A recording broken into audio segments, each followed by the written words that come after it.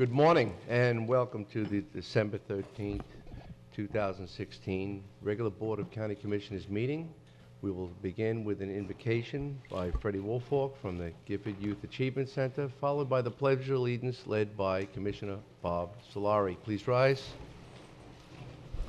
Good morning. Good morning, Freddie. Good morning. Please join me in prayer. Father, unto the Most High God, who is able to keep us from falling, we ask this morning for your divine guidance in all aspects of our decision-making process. We thank you for this beautiful country that you have afforded us the opportunity to live in. For other places, the freedom that we experience are not experienced in other places around the world.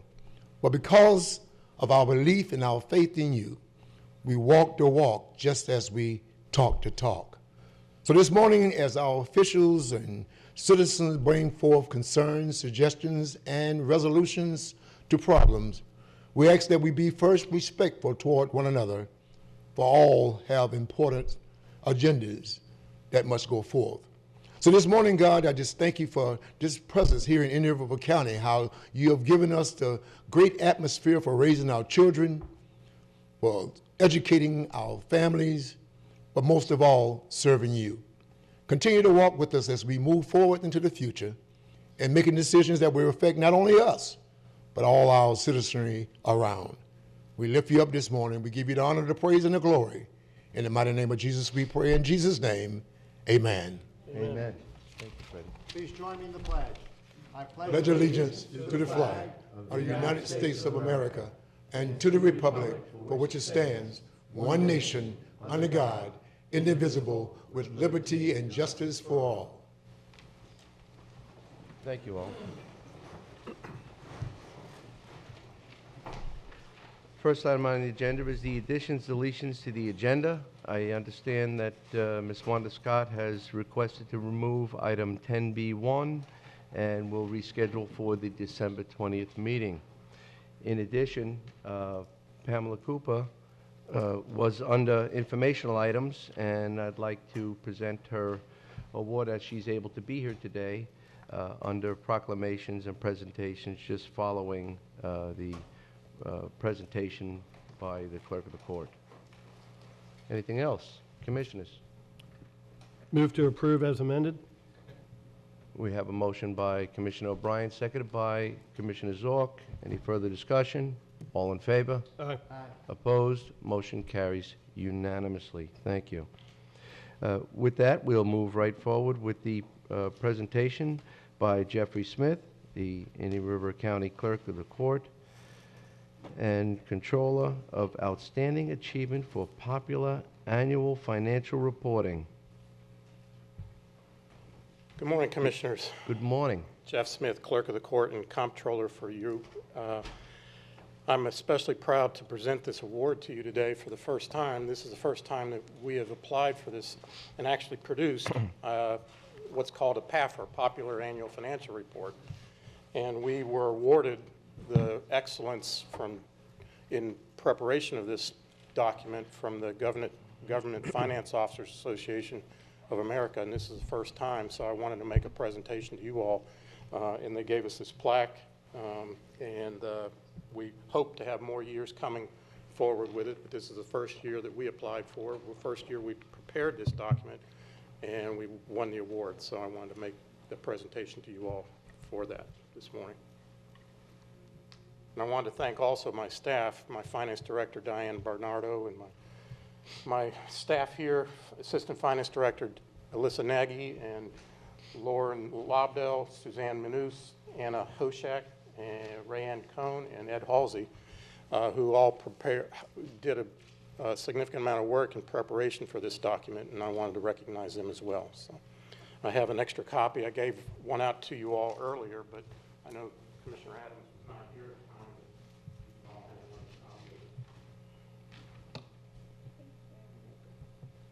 We're in preparation of the.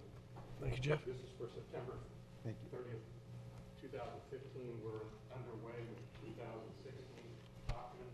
We'll have that finished for you as soon as the auditors are finished with the audit.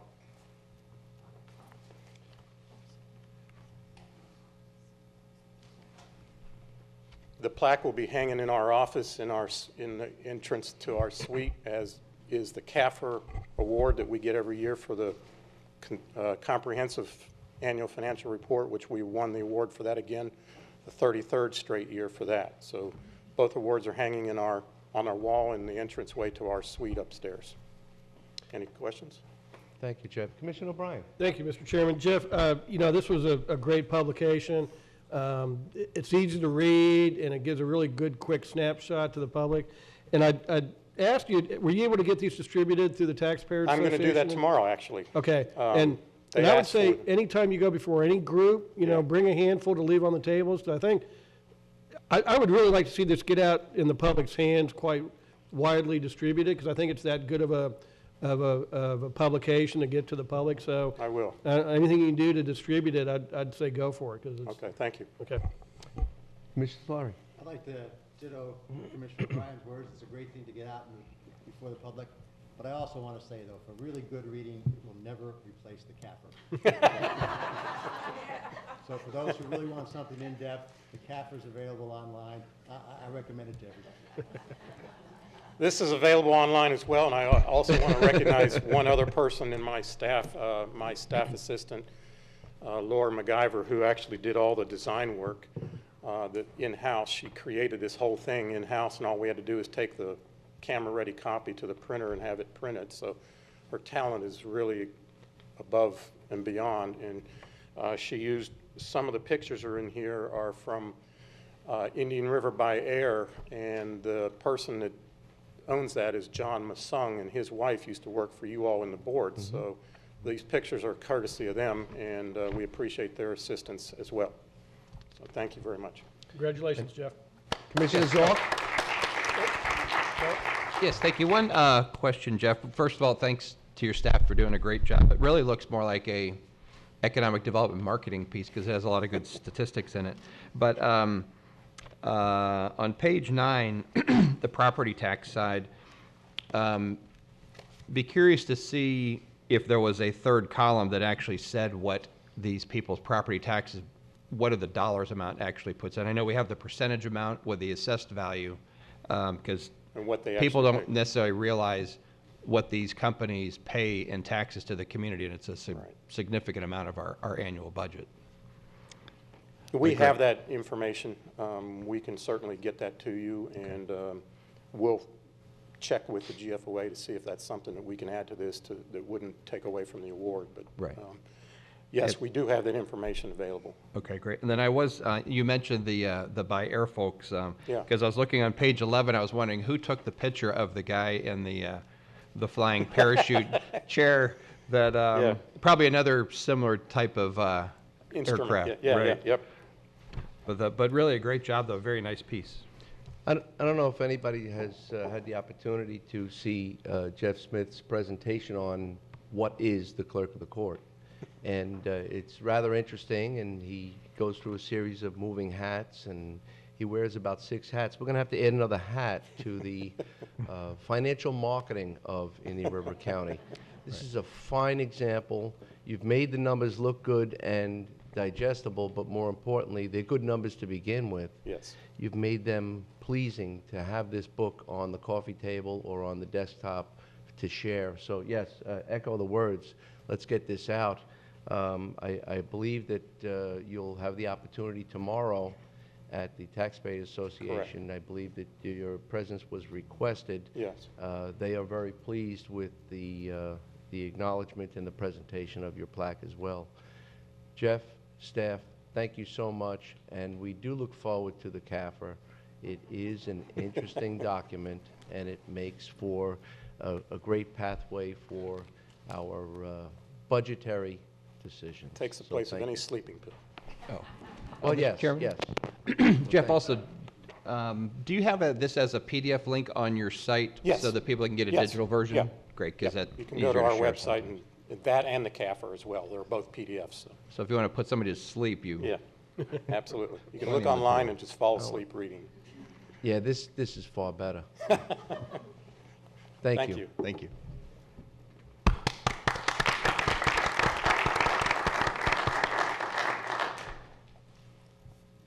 The next item is one I've added as a proclamation. Pam? Historically, when we write a proclamation for all of our retiring members of the Board of County Commissioners and staff, we give them an opportunity to be here, and we didn't know if Pam could be here, so we're very pleased that she could be here today.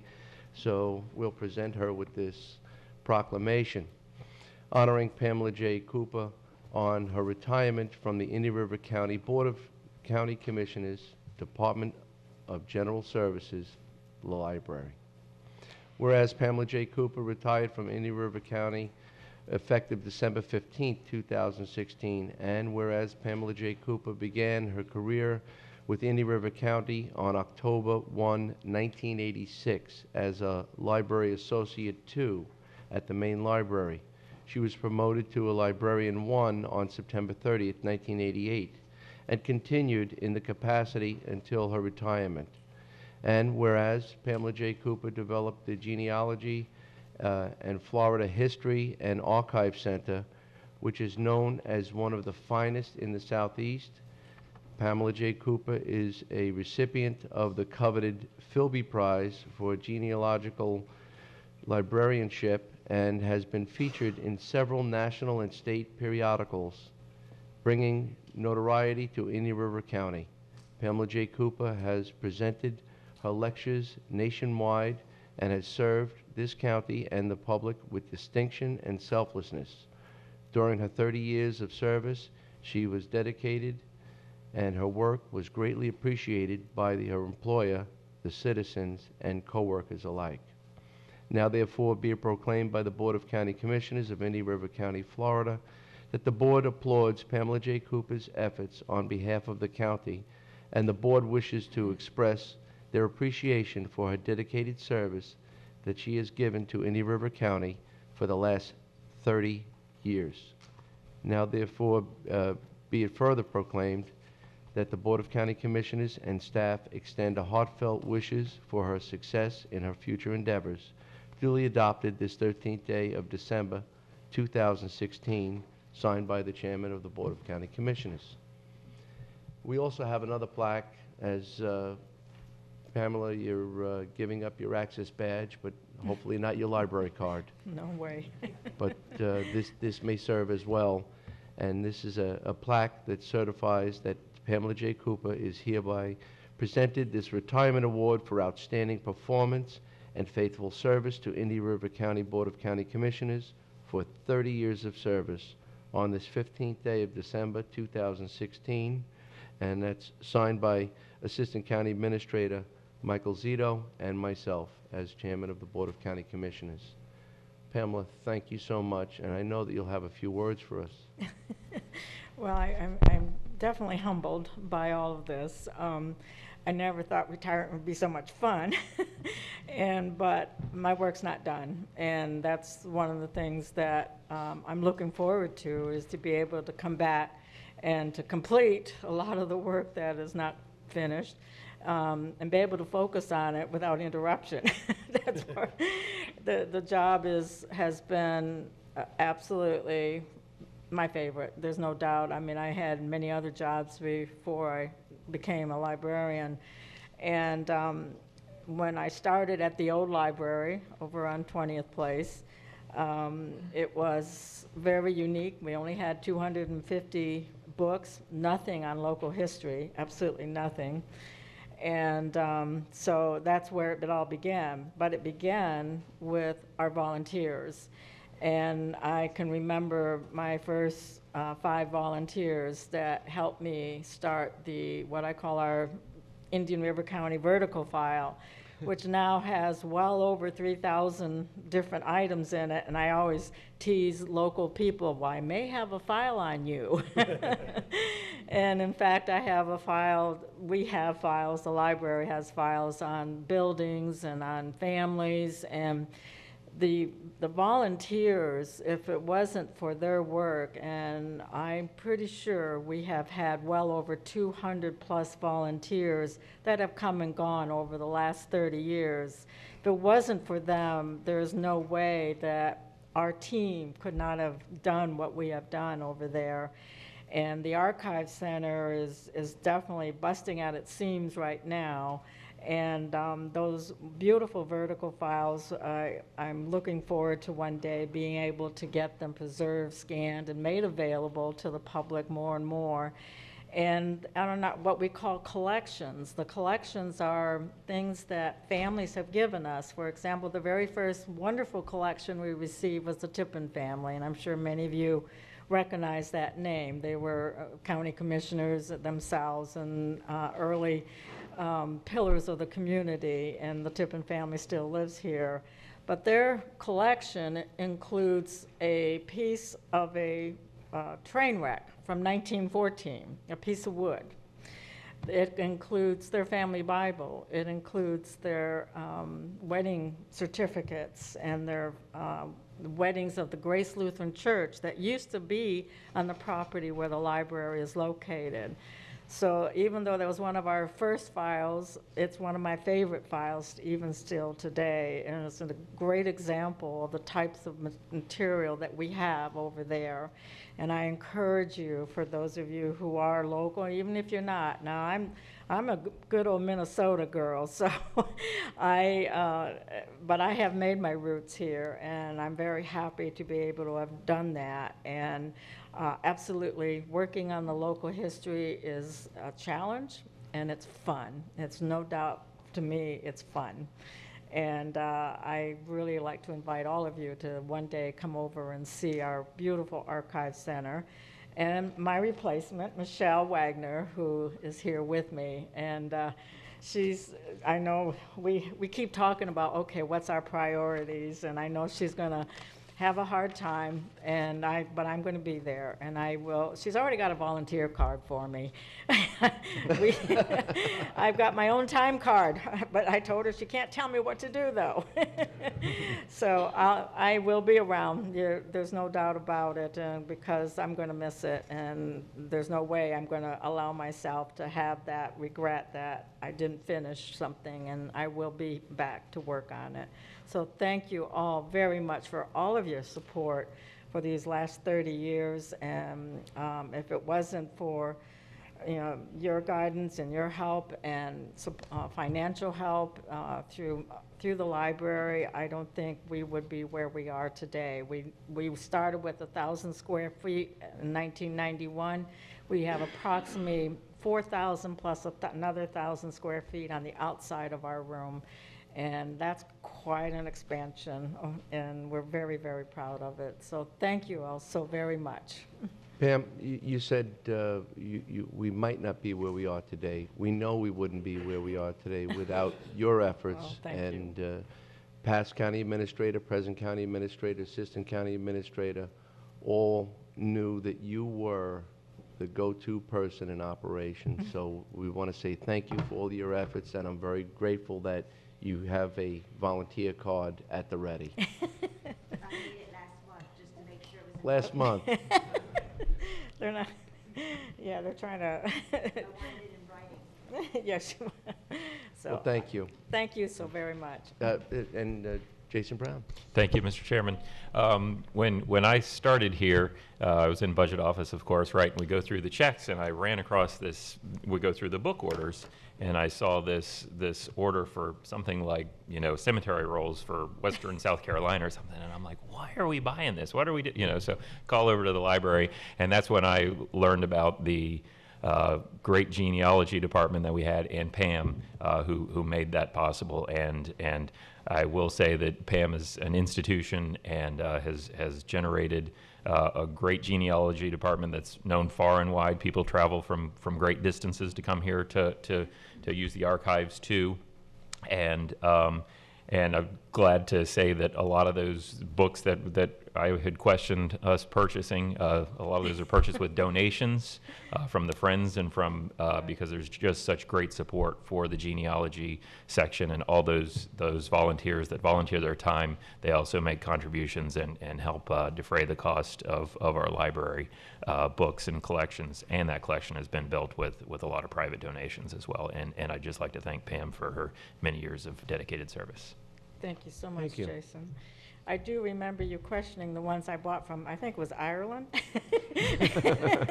You go, what? We do have a very diverse collection. Thank you so much. Well, thank you.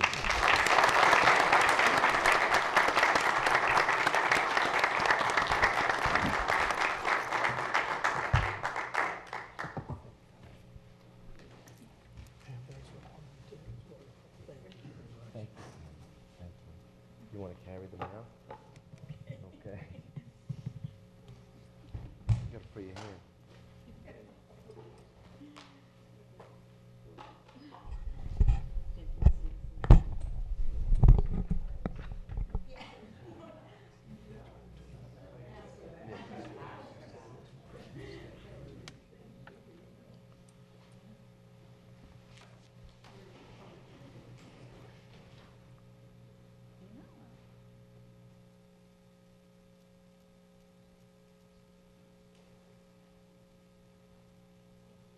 Thank you. Thank you, Pam.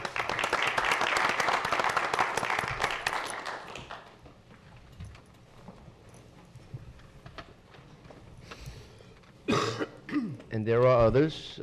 As far as the informational items, we have several retirements. Commissioner O'Brien, you Sure. really like to... Thank you, Mr. Chairman. Donna Stark is retiring with 24 years of service from the Department of Utilities. We have Bruce Anderson retiring from the Emergency Services Fire Rescue District with 28 years of service. And Betty Drawdy is retiring with 29 years of service from our Department of Public Works Road and Bridge. And so we just want to thank all of those employees for their long and loyal service to the community. Yes, we'll have to send a note to Human Resources as today just earmarked over 125 years of dedicated service to the citizens of Indian River County. So we'll have to keep those numbers rolling. As far as the next item would be the consent agenda. Commissioners, I have nothing, Mr. Chairman. is there anybody from the public that would like to have anything pulled for discussion on the consent agenda? You, We would like to speak, but I don't know if it's part of that agenda. okay, probably. What's your item? What would you like to discuss? The Jones property, Okay, no, that will be at the next item. Thank you, sir. Anything else? Move to approve the consent agenda? And that's a motion by Commissioner O'Brien, seconded by Commissioner Adams. Any further discussion? All in favor? Aye. Opposed? Motion carries unanimously. Item 10B1 was pulled by the applicant, and the next item is item 12, which is the departmental matters, which is the... Actually, Mr. Chairman, if the Jones Pier is not on the agenda, so did we want, But I think. think it they were relates to talking the about that It is Windsor. part of the discussion on... oh, the Windsor matter? Windsor. Okay. On the Windsor matter. So then that's when we'll be bringing that up, and I intended on Very good. having a further discussion on that, too. So thank you. With that is the consideration for the Gifford Neighborhood Plan Annual Report Card for 2016. Good morning, Stan Bowling. Good morning, Mr. Chairman. Thank you. For the record, Stan Bowling, Community Development Director. And this is the third report card with respect to the Gifford Neighborhood Plan. Just a bit of reminder, it was in 2014 that the board approved the Gifford Neighborhood Plan, and that was the culmination of 11 public meetings hosted by the Progressive Civic League of Gifford and county staff. Many departments of the county and other agencies, within the county, and lots of citizen input into the plan itself. And the plan is available on the county website. One of the items that was important part of the plan were specific objectives and actions, actually 82 actions, each of them with specific items in terms of who was responsible for what particular activity and by what particular date, and that has made the doing the report card each year much easier to do and to try to keep everyone on task and on point.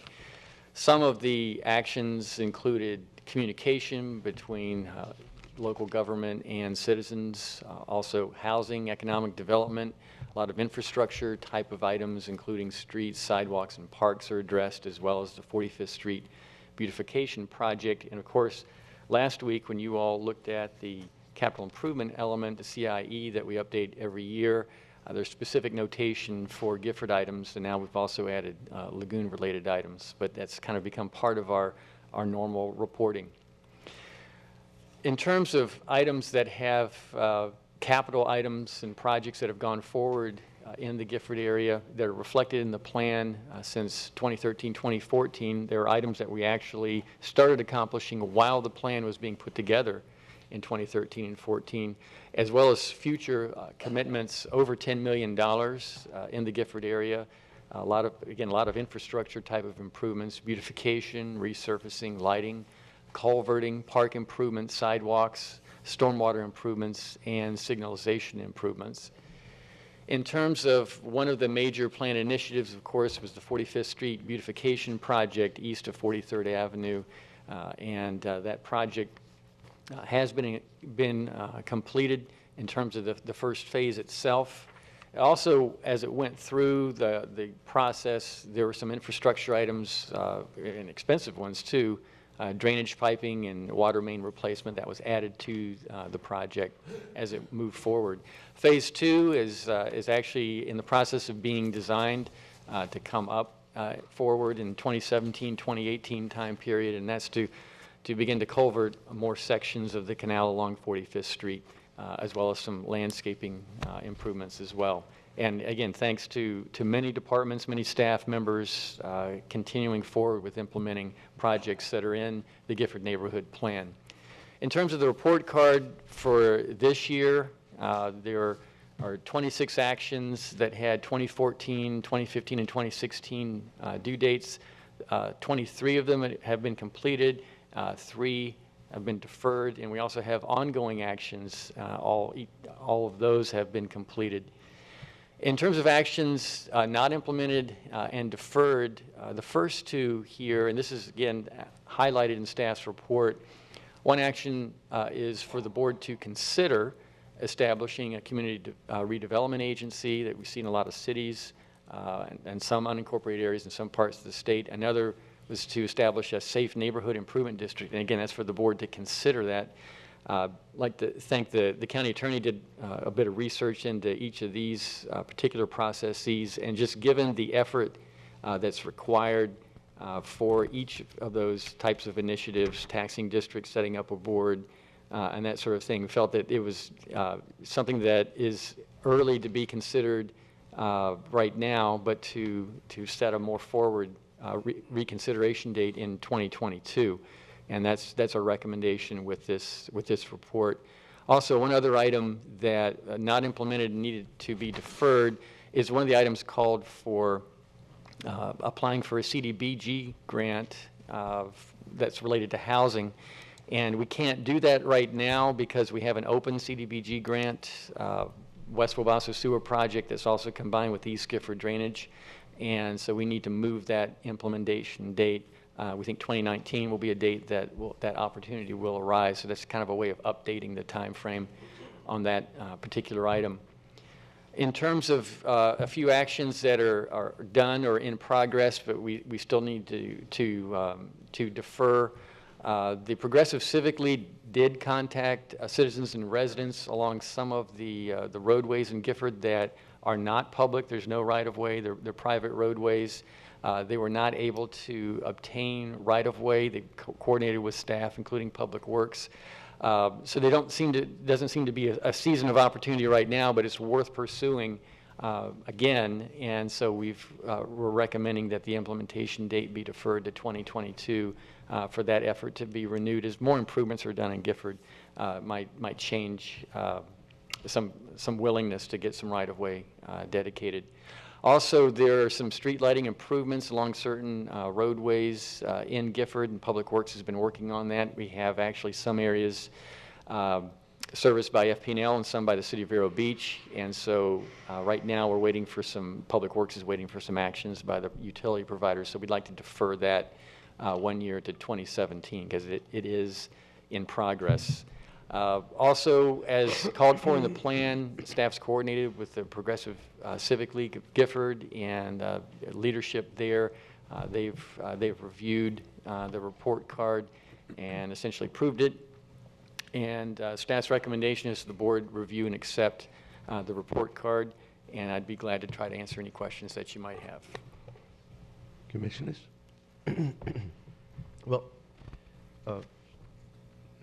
don't see any inquiries. It's because you've done a stellar job. But then we're giving ourselves a report card.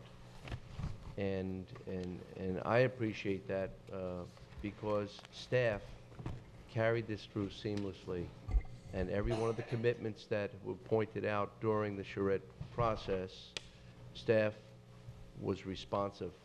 And especially want to thank Rich as some of the projects that were initiated were done prior to his direction, and the transition was seamless, as well as in David Fleetwood and many staff members that were committed to getting the road work done.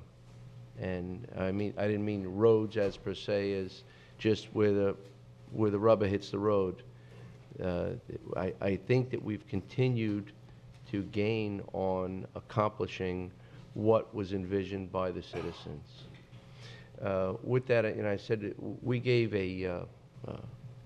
ourselves a report card or an assessment, and I see Joe Idelette III in the audience, and I'd like to hear his report card of what we've done, as he's been monitoring and has been part of the process, was part of the charrette process, as well as Freddie. But more importantly is that he's been consistently on top of the situation, and we've heard the remarks, but I'd like to hear them before all of us. All right, my name. Good morning. Good morning. My name is Joanne Idelette. I live at 4570 57th Avenue. I'm also president of the Progressive Civic League. And over the years, we've had a good relationship with the commissioners as well as county staff.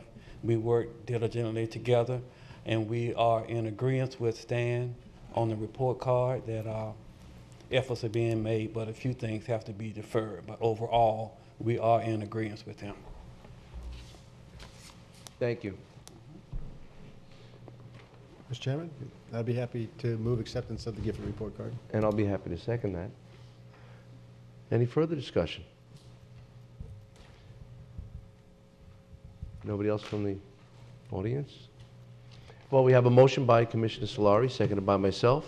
All in favor? Aye. Opposed? Motion carries unanimously. Thank you. Next item on the agenda is from the Office of Management Budget, item 12E1, which is the use of the Windsor Properties Exchange donation. And we'll have a few members of staff presenting that. Good morning, Michael. Good morning, Commissioners. For the record, Michael Smykowski, Indian River County OMB Director. This item today is a discussion relative to an allocation of the $1 million that was received as part of a property exchange with the Windsor community involving a portion of Golden Sands Park. As noted in the agenda item, there's a long history of discussions that the intended use of the funds was for parks and recreation facilities. The board had multiple discussions along those lines. Included in the agenda item, there's a copy of a memorandum from Mr. Dylan Reingold to County Administrator Joseph Baird that tracked the full chronology of all of the discussions that were held with Bureau of State Lands and the like relative to the intended uses of that property. The Division of State Lands ultimately had no objection to the use of the donation for building, replacing athletic courts or fields, construction of trails or boardwalks on recreational lands, or making capital improvements to property owned by the county. Contained within the agenda item, there are two separate lists of projects. One, conservation lands related, and one is Parks and Recreation oriented that meet the criteria established for use of these funds. Again, it was geared toward facility improvements rather than operational needs within the areas. Appropriate staff is available. Stan Bowling can address the conservation lands. Michael Zito is here and helped put together the Parks and Recreation list. It's important to note that these projects that are on these two lists, they are in priority order within their respective program areas, Parks and Rec and Conservation Lands, but we did not want to choose one program area over another. Obviously, this is an opportunity for the board. These are items that are not in the CIE, that were not as part of the adopted CIE. So it is a unique opportunity for the board. You're not constrained by impact fee requirements that it be for growth-related projects. So we feel like this is a unique opportunity for the board to perhaps fill in some program areas using a one-time revenue source. It's also an appropriate use of a one-time revenue source given that, one-time capital projects. Within the project list themselves, we've also included an estimate of annual maintenance so that if two projects had a like cost, but one had an ongoing maintenance cost of $50,000 and one had a ongoing maintenance cost of $5,000, obviously the board would want to know that as part of their deliberations. With that, I'll turn initially to the conservation lands piece. There is a list within the agenda item itself. I will note there is a column where, while it does show the estimated project cost, there's also a potential cost share and then a net project cost. But while there is a potential cost share, I would caution the board that in making allocation decisions, I would base it on the full project cost. Obviously, if we had an opportunity to apply for a grant and receive it down the road, it would defray the cost of the project, but at this point there is no guarantee that that funding would be improved. But we felt that was also just an important ancillary information for you as you would deliberate over the project list themselves. So the first list, there's a series of projects. The South Prong Preserve that would include parking, shelter, trails, boardwalks, an overlook, signs, and a kiosk at an estimated cost of $231,000. South Prong Preserve, the Stowe House demolition alternative structure is $300,000. Jones Pier Conservation Area, parking, shelter, trail, signage, kiosk, visitor exhibits, estimated cost of $95,000. 2A is also Jones Pier building restoration, stormwater wildlife pond at $125,000. The Captain Forster Hammock Preserve is a dune path with an access boardwalk and a cottage restoration estimated at $260,000. North Sebastian Conservation Area addition would involve trails with cost of $3,000.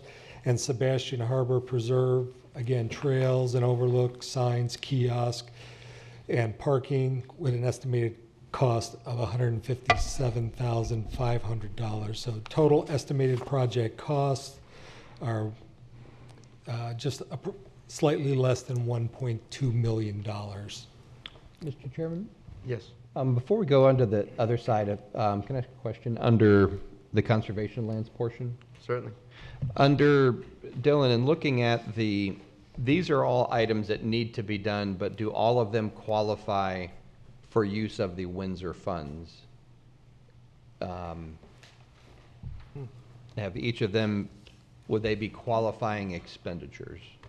Well, the Division of State Lands specifically mentioned construction of trails and boardwalks on recreational land. Okay. So I think within the context of that, the bulk of those would fall within. Is there any of them that might not qualify?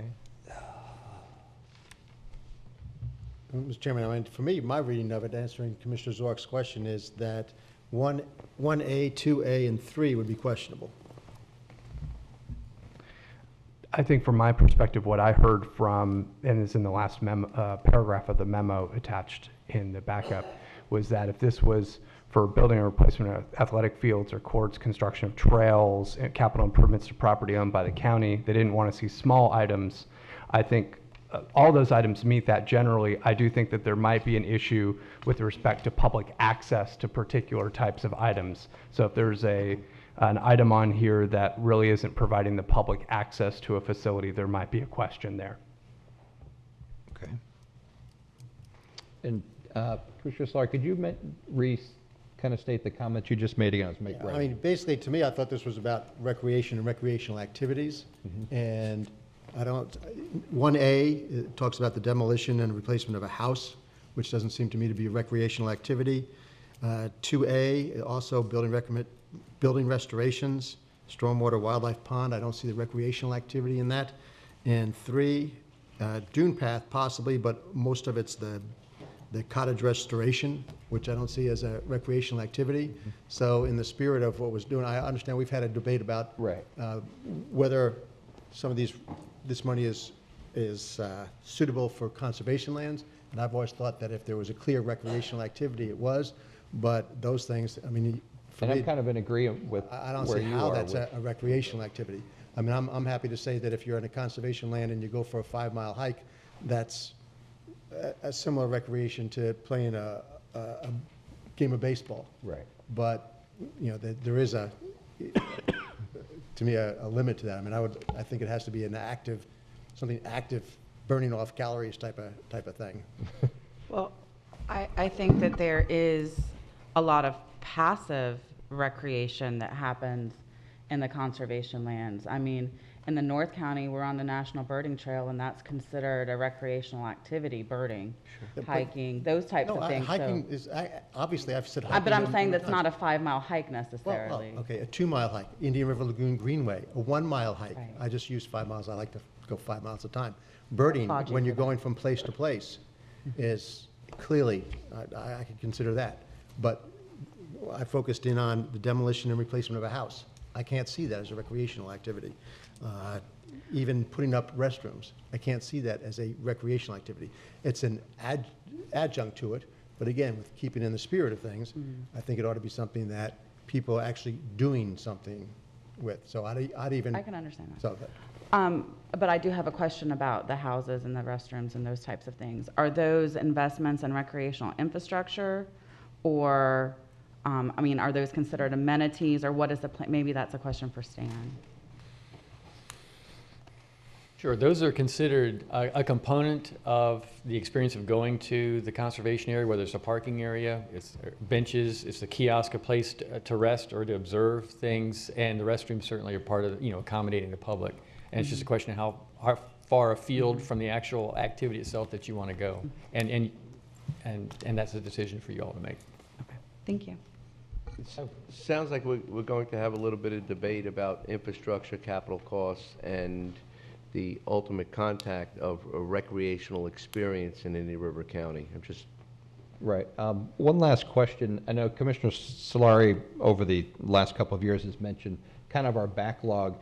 Is this a full listing of our backlog, or is there more backlog of commitments we made either to DEP or somebody? Is it longer than this list, or does this kind of include No, our backlog encompasses a lot of different properties and much different. The total backlog, I think, is still roughly about $2.8 million. Okay. But some of those aren't clearly not recreational activities, and a lot of them certainly aren't included here. So this is just a portion. It's not the full list that you've been kind of keeping Correct, but I track will of. note Okay. that in the 5-year capital plan, we have some funds available to be working on that. So our action here in no way says that we're not going to go forward with some of those With the other other ones. properties. Okay, thank you. Some of the granted funds are not firm, there might be some alteration on that too. And specifically looking at, I believe what the gentleman wants to speak about is the discussion on the Jones Pier.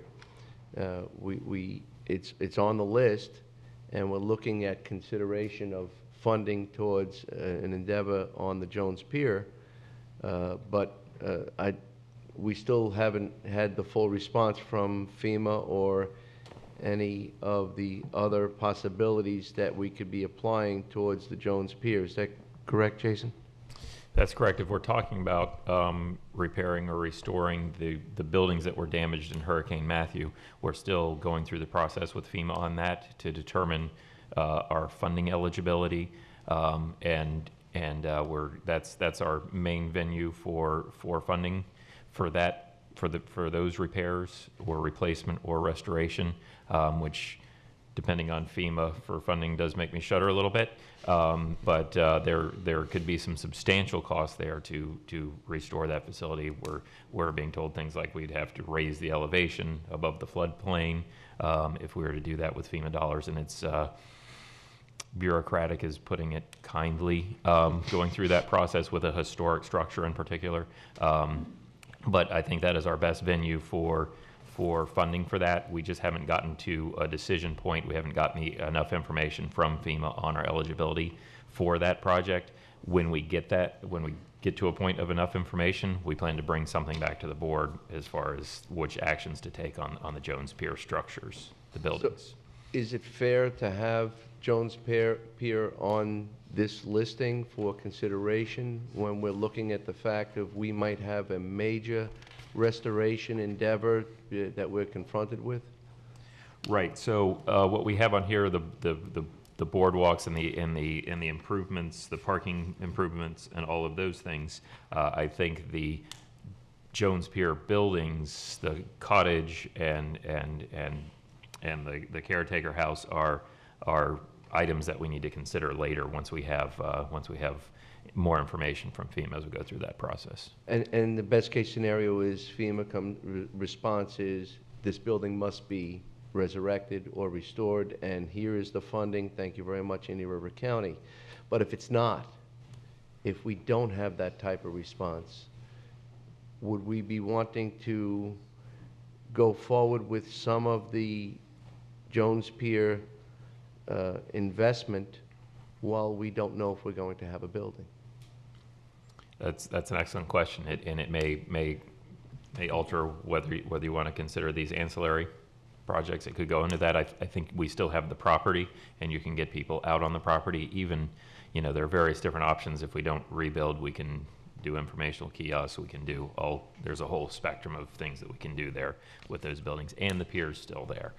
So it is still something that could be a draw for folks to visit. So it might be an alternative to a positive response from FEMA as to what we can do with the property and for the citizens of Indian River County. Okay. Mr. Chairman, Anything else? if I could speak to just that Yes. point. Everything that's been said is correct. The items that are on this particular list deal with parking, which would serve whoever might use the piers, and a trail that we do have a management plan for doing a trail through the back 16 acres. So I think that should complement whatever happens with the structures, but I think it's going to be important for the board to look at the historical integrity of the property itself, and looking at restoring or doing what with the structures to keep the historical integrity there. So I think that the trail and parking could happen parallel to whatever winds up happening with the structures as well, because we're looking at the overall property, not just where the structures are up front by Jungle Trail. Thank you, Stan. To continue, what I'd like to do is go through the Parks and Rec facility projects, and then you could open it up for any public comment on either the conservation lands or the Parks and Recreation projects, and then the board can make allocation decisions if it so chooses today.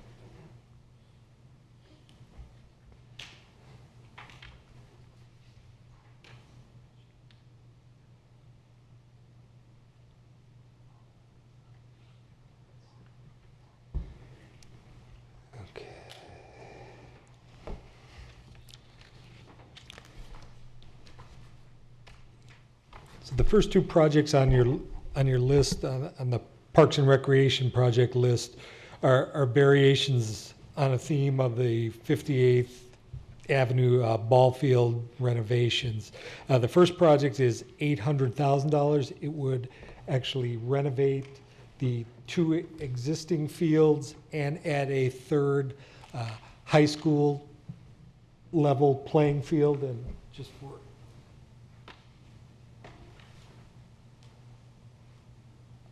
you've got two existing fields at Hobart. You would grass the infields on both of them.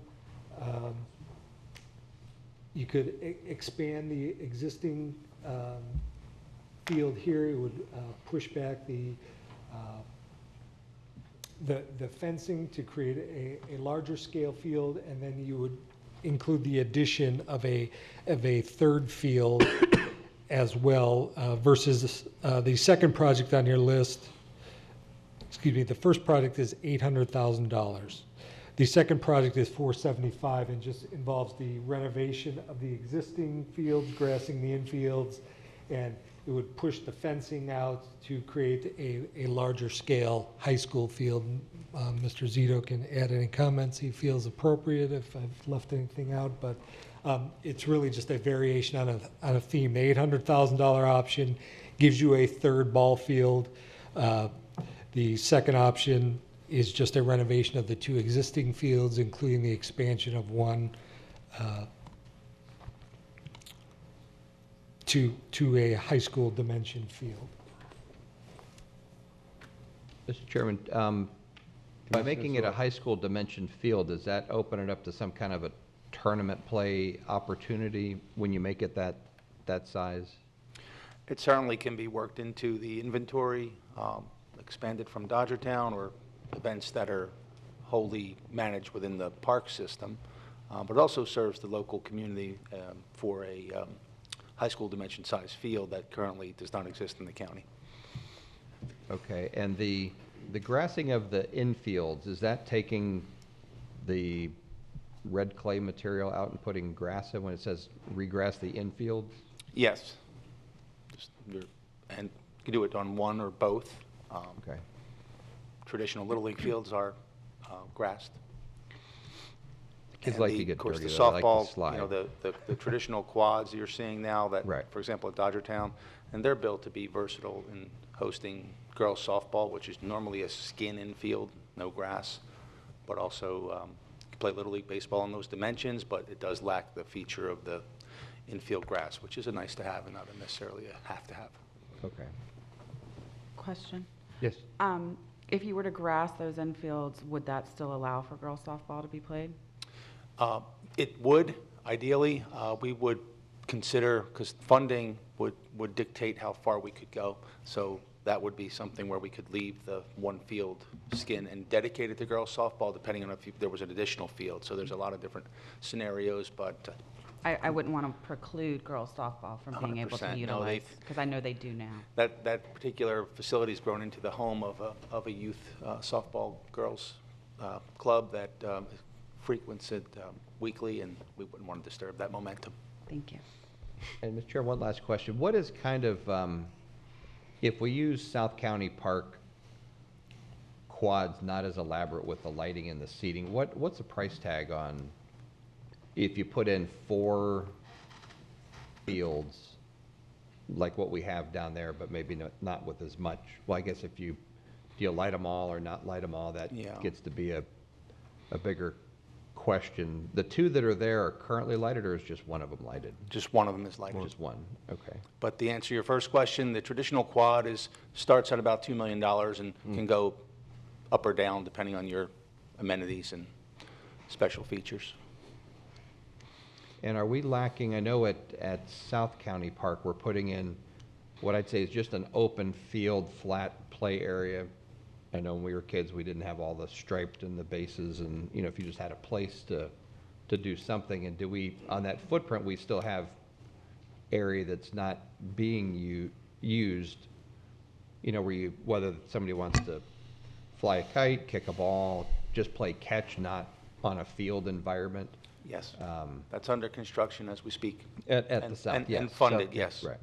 And then lastly, the parking that's in place just east of there at the Parks Facility building, is that parking on the west side secure? I don't know if Scott maybe can go back to that, the aerial picture where it had the fields up. Because one thing that's on the west side of this building, is that parking for the staff, which most of the ball play is at nights or on weekends when the staff isn't working up there, or for the most part? Yes. I would think those are I open. believe that is secure, David? That's your employee No, parking but I'm area wondering he's if we referring to? opened it up, would it, instead of building a parking lot, just use that one to the east? Yeah, it could be made secure rather easily, but it's open now. Well, I'm just trying to think of a way of using parking that's within walking distance to the fields, depending on what we do, without having to incur another parking lot cost, since it would be used in the opposite hours of Yes, the certainly look at employees, that. so There's no also sense in some building green it. space that's available under the project for some Okay. additional parking as well. All right, thank you.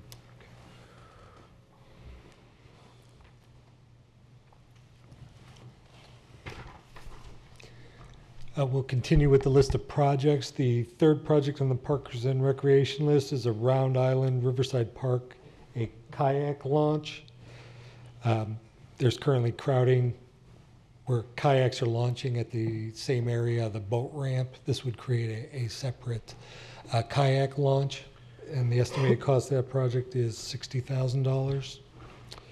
Fourth project is pickleball courts, and this would build 8 pickleball courts, and they can be constructed in open space at the South County Regional Park. Mike, I don't know if you have any other comments Just as look- to that. Obviously, that pickleball is a growing sport in popularity, and I think there's growing demand there. This would help meet that demand. Mike, feel free if there's anything. That is correct, and it's a growing sport that we're addressing inside of the intergenerational center, so it's indoor and outdoor. This will be an outdoor variety, and it would be right next to the existing tennis and basketball courts at South County Park, and there's some available space within the park for that project. Mike, how's the utilization of the tennis courts at South County? The city looked at their inventory of tennis courts and realized that Pocahontas was only used, let's say, 20% of the time, so they're taking some of the tennis courts out, flipping them to pickleball, but still leaving a portion of tennis there. But how is our South County tennis demand? Do we have any All of the idea on- facilities at South County are heavily utilized. Is it? Okay.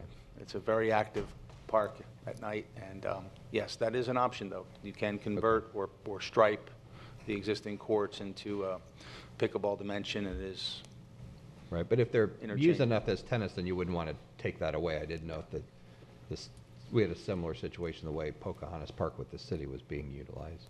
Yeah, it's active. Estimated cost of the pickleball courts is $320,000.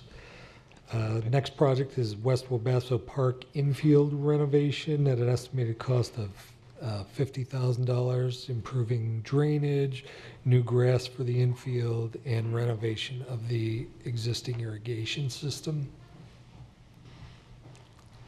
Project 6 is a Kiwanis Hobart restroom renovation and a replacement of the aged existing playground equipment, estimated cost of $225,000. And the last project on the parks list is at Gifford Park. The football soccer field was designed with a track around it, and it was set back to accommodate an 8-lane track, and that would be $560,000. So that concludes the list of projects. I neglected to mention in the notes on projects 1 and 2 relative to the ball field expansion or addition would be that proceeds from the sale of the 16th Street ball fields could be used to help defray the cost of that project. Obviously, we've got the Windsor $1 million donation. The first project on the list, obviously, would take the lion's share of that if that were the board's inclination, leaving a $200,000 balance. And within shortly after the new year, we would expect to have results from the 16th Street ball field sale. On that line, and this has been brought up before, if you sell the 16th Street ball fields and the current land use is 3 units to the acre, somebody's going to pay you 3 units to the acre. If you're surrounded on the north and the east with RM 1012 and we as the county ask the city for the adjoining zoning district, somebody's going to pay you a multiple of 10 to 12 units to the acre versus 3. I think to get as much money out of that asset when we sell it is that we, at some point in the very near future, need to look at that again, because it's a game of multiples of what is it today, not what you can change it in the future if somebody buys it. So they're going to pay us on the low end of what it is, but if we step in and ask the city for the RM 1012, we're going to get paid a much higher number when we sell that asset. That's just simple math of how assets are valued. So but you're right, you could get the value of that up high enough, and some may say on multifamily it's worth $7,500 to $10,000 a unit, so you're looking at changing the value by 2 to 3 times what we would get if we sold it just the way it is today. Now, somebody may want to use it for something completely different than RM 1012, but fine, that's the market value that property brings to the table. They can change it to something else later, but the multifamily use, when you have a school football activity and you have multifamily use to the north, that's a likely use, not a guaranteed use, but my goal is to get as much out of it when we sell it so we have more dollars to reinvest into these projects that are on the list. Thank you. I have a question. Yes. What is the projected proceeds from the 16th Street sale? Do you guys have a number? I think Jason. We haven't had an appraisal done. I do want to disclose what we're planning to do right now is just move forward with surplusing it before getting it rezoned. I understand Commissioner Zork's point there, and you could maximize the value. I just don't know. It may be best to let the private sector figure that out and decide what the purchaser wants to do with that, because we could get it rezoned for something that maybe somebody else wants to do something else with, and really that would drag out the time frame, and then our park staff continues to maintain it, and we would just like to receive closure on that. And any bid that we do get or from that process, we'll have to bring back to the board for ratification. So there's no general number of what we can What's the acres after the St. assume Francis? that What would you say about Start out as about 250? 11 acres. I think we're maybe around 10 now. Yeah. but there's no number? So if you did 20,000 an acre, you're looking at $200,000. Thank you. Maybe 250. Versus, I just Yeah, want a general sense. right, yeah, 20 would be with what it is today. If you could get 10 units to the acre on it, it's worth a heck of a lot more than 20,000 an acre. Okay, thank you. Mr. Chairman? Thank you, yes. Michael, thank you for going through all this, but kind of I'm looking at this as a lot of these projects still have a lot of moving parts.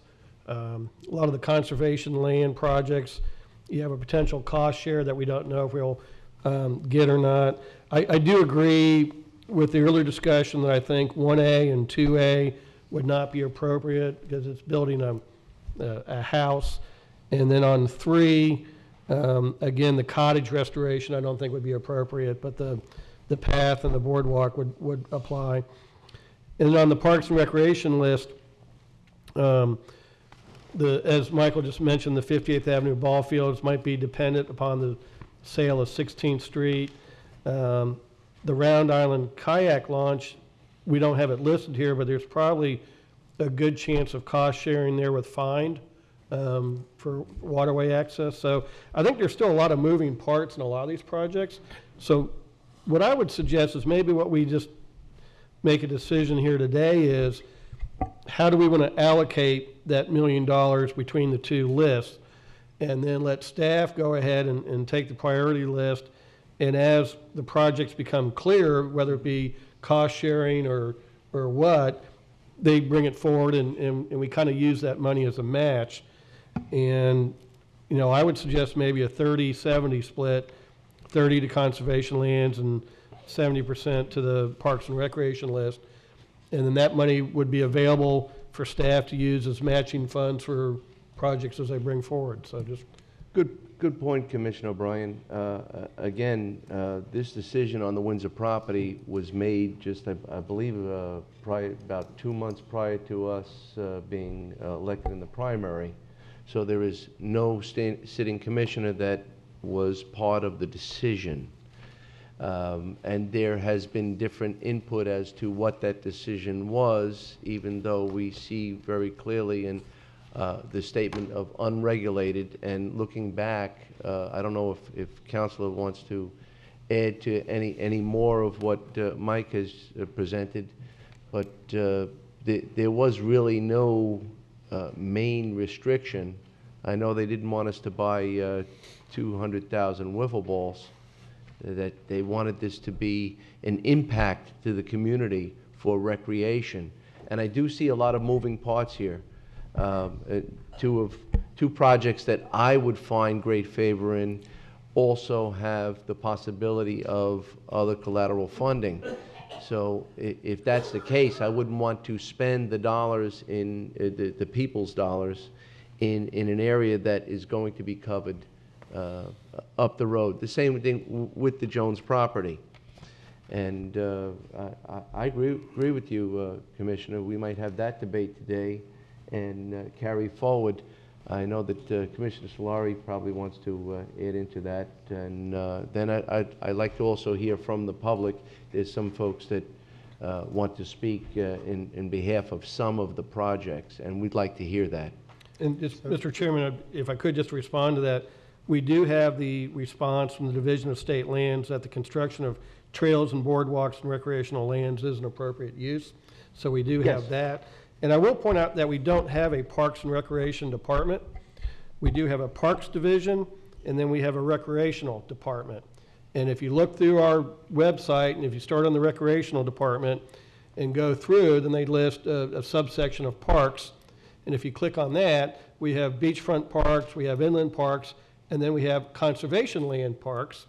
And if you click on that link, it flips you back to the list of conservation lands under the Parks Division. So they're all kind of interrelated as they are. And so I think that it well serves the intent of applying some of the winter funds to trails and I would say the associated amenities to make a trail functional, like Stan iterated. There might need to be a bench or a shelter. Restrooms are appropriate, because I think all that goes into a recreational activity. If you're going to go somewhere and hike to do a 2 or 5 or 8 mile hike, at some point you might need a restroom, and we don't want them using the land. So I think all that amenities to the trail is appropriate, and certainly keeping in the spirit of parks and or recreational activities. And so that's why I think it would be appropriate to have an allocation to that side of the list. Well agreed. I think we discussed that at a previous meeting, that you know, that there was an importance about that esoteric style of recreation as opposed to a theme park thought or a ball field in addition. So I think we should earmark today so that staff can best assess where these dollars can go as to what specific projects. But Commissioner Solari. Yeah, I'd like to, first of all, say that on a 5 mile hike, you're generally not going to wait for the restroom. So that placement isn't always that important. Well, some of us will. Well, something about the nitrogen. But a 5 mile hike, Commissioner, if you're doing a good pace, that should be under 2 hours. Oh, absolutely. But I'm not waiting 2 hours if I have to go. But we'll move that along a little further. Personal hygiene update. Some of us younger folks have better bladders, you know. I'm generally in agreement, Commissioner. I mean, for me, there are two things that I think are important. One is we actually spend the money, right? Which I'm good for. I'm good with that. Right. Yeah. And the second is to try to get parcels accessible to as many people as possible. So you have a sort of a sprinkling of projects. So in line with that, and also, correct me if I'm wrong, I thought that the staff said that this was somewhat of a their recommended priority, 1 through 5, say, on conservation lands, they'd like to, they think starting at the top is a good way. Yes. Okay, so in light of that, and using the 30%, I'm going to just recommend that we consider the South Prong Preserve, North County, Florida Communities Trust, number 1, and then number 2, the Jones Pier Parking Shelter Trail Signage Kiosk Visitors, with the hope that we'll get the matching funds. And if we don't get the matching funds, I think there'll be enough in the $350,000 capital improvements programs to make up that shortfall. So we'll stay within the 30% that you recommended, but get hopefully get activities at 2 different geographical locations. So that's a suggestion for me, and I'm happy to, to support almost anything else on the Parks and Recreations list, as long as we can move it forward at a reasonably good speed. Well, I'd like to, and thank you, Commissioner Solari. At this time, I'd like to open this up to the public. I know there's a few folks who would like to speak regarding any one specific project or the overview or what we're about to do today. So please feel free, state your name and address for the record, and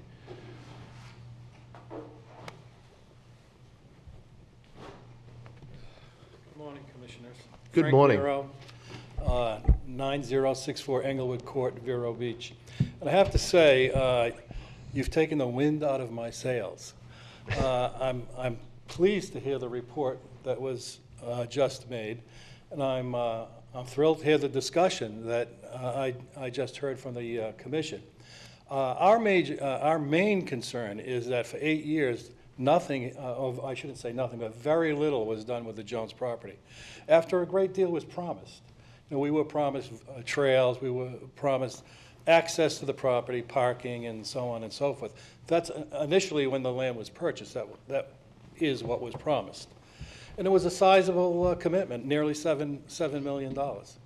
So none of our expectations were ever met. But it sounds like now there's serious consideration being given to the property. And hopefully, within a very short time, we'll see something. So generally, that's what we were here for. We're asking that you fulfill the commitment to access. Personally, I love the idea of trails.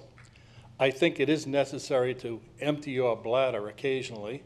So I would like to see something, some kind of facility. You need parking if people are going to access it. I use the Jungle Trail quite a bit, walking and bicycling. And I do see, when the docks were finally opened a short time ago, I did see people using them. People pulled up with their boats to unload and load, take a little walk on the Jungle Trail. People were fishing, so the docks were used. Unfortunately, now that north dock is down. I'm hoping that that'll be repaired. So we would like to see access to the docks. We would like to have access to the property. As far as the historical cottage and outbuildings are concerned, they're destroyed. I personally, I don't know how those could be repaired, but if they could be repaired, that would be nice. If they can't be repaired and we had access to the property as just described, that would satisfy me. Now, I don't know how other people would feel about that, but those are my feelings. well, Mr. Merrill, as we've discussed previously, and there's been a lot of input from varying sources in the community, I will say that we've toured that building with staff, and I shared that heartbroken feeling that what we had envisioned might be severely compromised. And I agree that we still have some time to wait for a response to see what direction we're going to go with the building. As far as the site, agreed, 4 parking spots does not constitute a parking lot. Right. And yes, the piers can probably accommodate a few more, but the piers are also severely damaged. There's been talk, and I believe they're being assessed, whether they can be righted or they needed to be replaced. If they need to be replaced, then no dollar amount here is going to cover that. And so in looking at that, we still have some discussion, assessment, professional advice on that, and a decision to be made as to the future of the Jones Pier property. It was a great envisionment. I believe all of us were here at the time, with the exception of Commissioner Adams, and it was well thought out. And at the time, a plan was going forward. It was not realized fully, as agreed. And there could be some historical value of getting back to the basics of what the Jones Pier represented. We did get a very favorable price on it at the taxpayers' interest. And I believe that the agreement was going forward rather well, but there was a lot more work to be done. So as far as the historical value and getting back to that the citrus life, that was never fully realized, nor was some of the recreational endeavors there. But we've discussed that, and we're awaiting FEMA to see if we're going to be able to regroup and rebuild. All right. I do have a question. Let's say that FEMA comes up with some money, but not enough to completely restore that particular building. Would the commission see fit to put in additional funds to complete it? That would be a board decision at that time. Staff would most certainly sharpen the pencil and let us know about how much the shortfall would be. Historically, if FEMA is going for a project, that they've been fairly benevolent in their assessment and rewarding of dollars. But that's not to say that that will be the case here. Again, that's unknown. That's when you say, if we were short, how much were we short? If we're short $20,000, it's one decision. If we're short $400,000, I believe that we'll be looking at public input as well and make that best decision for all the citizens. Okay. Another question I have, and I have to ask it, if all of a sudden there's no money to rebuild the outbuildings, the little house and whatever else is out there, and let's say we just knock those down, and then all of a sudden there's no money to build trails or put up facilities, what do you do with that land after spending $7 million for it? And that was the point that I brought up. I believe you're returning the favor about the wind and the sails. I pointed that out early, that we really, does the Jones Pier belong on this list at this point? And it's an awkward element to say what dollars should we be infusing to that project if we don't know if we're going to have a building or what type of building, whether it's going to be renovated, replaced, or we're going to have a whole different endeavor for that property. It's a valuable piece of property. It belongs to the citizens of Indian River County, and it needs to be maintained in a capacity, and I think we have some idea of being able to go forward, but then again, we don't have those FEMA dollars yet. If we are going to get them, if we're not going to get them, I believe we will have a broader general discussion as the envisionment of that property. All right, another concern that I have is I'm fearful that the land might just be sold to a developer. I mean, can it be sold to a developer? Is there anything that says this property cannot be sold? When we purchased that, there was a grant that we used to offset the cost, and that has various requirements, like putting in these walkways, but that would preclude us from being able to sell the property, the restrictions on the grant. All right, so we don't have to worry about condominiums being put up there anytime soon? I think that would be highly unlikely. We would have no intention of doing that. We would be in violation of the grant, probably have to pay the grant back, and clearly the intent when we passed those, when we sold the bonds, was to purchase these properties for public ownership. So it would never be the intention to turn them back over to private ownership. Okay. Despite any constraints that we have on the grant, I would say, Jason just said highly unlikely. Speaking from my part, not. Okay, that's encouraging to hear. And has any consideration ever been given? I mean, I understand that if you build walkways, facilities, so on and so forth, there's also a cost associated with that, maintaining all of that. I would assume that the commission would be ready to assume those costs? Most certainly. Okay. And what about the chance of, let's say you just don't want to do this, okay? You just don't want to put the trails in, and you don't want to build out the facilities. What is the chance of transferring this property to another group, another conservation group, let's say, that would be willing to put in trails and maintain it? Has that ever been a consideration? I can adjust that a little bit. I mean, first of all, I believe we're going to do it, so I don't think we really need to consider it. Second of all, one of the most likely groups would be somebody like the Indian River Land Trust. Right. But I believe they have more than enough lands already, so they're not going to be too desirous of taking over a county land when they already have scarce resources to take care of their own lands. But again, from my part on the commission, I don't think that there'd be an argument with it. I mean, we understand that we bought the land to have citizens to have access to it, and that we're going to go forward with that. I mean, I understand because of the weight, you're more concerned. But again, these lands for the conservation bonds were basically purchased through a period of roughly 2004 to 2008. At 2008, the Great Recession hit. At that time, our ad valorem tax take went from $103 million to $69 million. Our budget went from $450 million down to about $250 million. We cut back on everything. So it's not like Jones Pier was ignored for 8 years.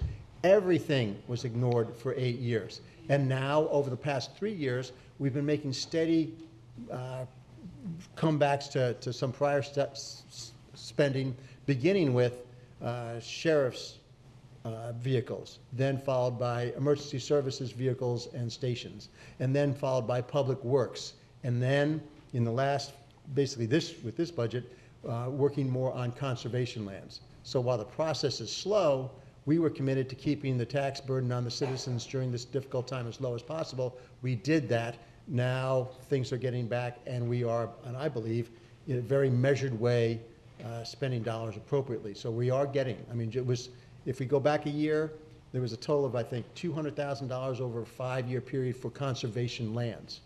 Now I think the number is somewhere $1.75 million for conservation lands. So with matching funds, we should be able to address the full $2.8 million backlog over a 5-year period. So we've got a plan in place. We've got details still to be figured out, but we've got a plan in place and funding in place in the 5-year capital plan to move forward with this. So I think you now, I understand the genesis of your worries, but I don't think you really need to spend that much time worrying as much as you are. As one commissioner, I just want to say that the intent on the Jones Pier project was for preservation and conservation, and it was supported by the community. And we were here during that decision, and with great passion, that we had the envisionment. And I will say that preservation and conservation is our commitment. So we wouldn't be, I wouldn't be supporting anything other than preservation and conservation. And I am hopeful that FEMA will respond favorably for us, but we still don't know. I think, Mr. Fletcher, that it was preservation, conservation, and also public access. Yes. Right, and one of those conditions hasn't been met, the public access. But Mr. Solari just made my day. He said, we are going to go through with this project. Did I hear you correctly? Yes, I can't say it's satisfied. going to be this year, but we're set to go through. Yeah. And we've put ourselves quietly in the background over the last year and a half, put ourselves in the position to go forward. I'll note, not only did a year ago we put the $350,000 a year for 5 years into the budget, where it had been a total of $200,000 for 5 years. But in the last year, we added someone to the conservation. We had a one-person conservation lands management department, and we doubled it in this year's budget. So we still have, over time, a ways to go, but I believe we'll be putting, importantly, more maintenance dollars in the maintenance of conservation lands each year as we go forward. Again, I mean, what we have to understand, though, is that we cut back on spending not just on conservation lands, but in every department in the county. And so we're going through a slow, measured process of, first of all, getting back to where we were in 2007, and then moving forward to hopefully keep Indian River County as one of the best counties in the state of Florida. I agree. And Mr. Fletcher, I understand when you say there's a lot of moving parts here. You know, so I have to keep going back to the buildings. That's a huge expense, and I understand that as well. But are we going to wait to finalize what's going to happen with buildings and not do anything with access to the land? Am I making myself clear? Well, there's a lot of adjustments that have to be made. We had discussed on a previous occasion about like the three-foot picket fence. It's very decorative. It's consistent with the history of the location, but it's a 3-foot perimeter control. It says to you that this is a fenced-in property. I get it. And we need more public access to the public land. And I believe that when we get the response back from finances, that the design might be more inviting. And we were using the existing design, and we had a sheriff's office sergeant be able to be there as a custodian and caretaker, and he was doing an excellent job of what he had to work with. Now he's been displaced since then subsequently. And if that's to be revitalized, I would want to have an enhanced public access arena there. Again, four parking spots don't cut it. And 3 times a year, the public visitation of a building or structure does not really constitute full access to the community. It's very costly to maintain the museum-type environment on a daily basis, and I'm not saying that we would necessarily be able to support that direction. That would be hiring several staff members to operate a museum-type environment. But to have more access to it, the same way as we have it at Captain Foster's location, which is unferreted and full access to what we have there, and the trails are well used. And just last week we enhanced the Center Island with a lot of great community support and enhanced it to appear better, and staff worked very hard with that too. I believe that can be done with that property, and if we're to go forward, we have to have wider eyes for public access. I want to thank you for the time, and I just want to make certain you understand that we're not trying to be adversarial here. We want to be partners. We want to see everyone succeed, and we want to see Vero become a better place than it is already. We're in this together, and I'm risking our friendship. I don't know this man. I have never seen him. He's a union negotiator. I have to apologize for myself. I just want to say what Frank was trying to say, and I agree 1,000%. My name's Tom Hughes. I live on that trail. I've been there 20 years. The only thing that matters is the earth and the water. That's all that matters. The building isn't even historical. Your name and address for the record? Tom Hughes. Tom Hughes. And I agree with Frank. I have to leave, but I had to get my point out, and I am willing to do whatever you decide. And I apologize to Frank. I just have to go, and We can't hear you if you... This is very important to me. I spent hours and hours under the oak tree with Mr. Dick Jones. I presented when Dick got the approval from your board. None of your board members were here when that all happened. That land has been there for 8 years. It's upset me for 8 years with nothing being done. I just want to bring my grandchildren, my great-granddaughter, to that property and fish on a weekend and feel comfortable doing it. It's a disgrace. It's sad that it's been to that point. None of you people were here when that happened, probably. What is that? The fact that nothing's been done for so many years. The decision to go forward with the Jones Pier property was made with this No, sitting... no, no, the fact that that no upgrades have been done for so many years. It's just very upsetting to me, and I was just, I didn't know how to present this. Obviously, Frank was doing everything that needs to be done.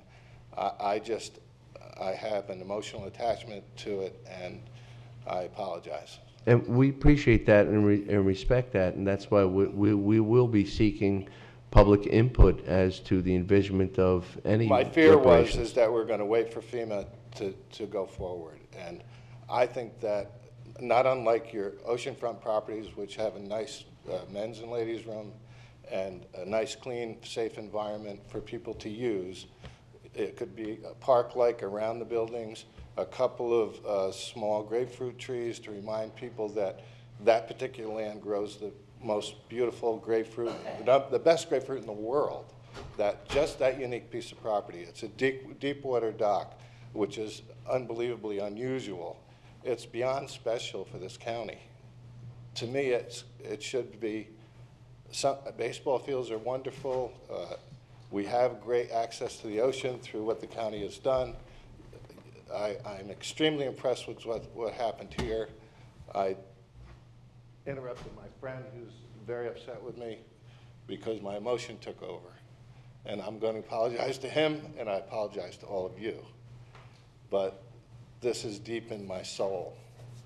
I spent many, many hours with Mr. Jones, and I know that it's the earth and the water. Thank you. I'm sorry. I don't know much about protocols. No need for apologies. Obviously. You're passionate about the property. I'm extremely passionate. And we appreciate that. And I'm extremely impressed with what's happened here, and I think I owe somebody breakfast. Thank you. Thank you. Gary Donlin, I'm 1010 Morningside. I abut the Jones property. We had a group of guys, and Tom was one of them, that looked after that property for the 10 years that Dick and Mary were in their old age. We painted the house, we cleaned the trees, we cut down the pepper trees. But when the county bought the property, the historic property, we kind of envisioned that it would keep some kind of connection to being a farm.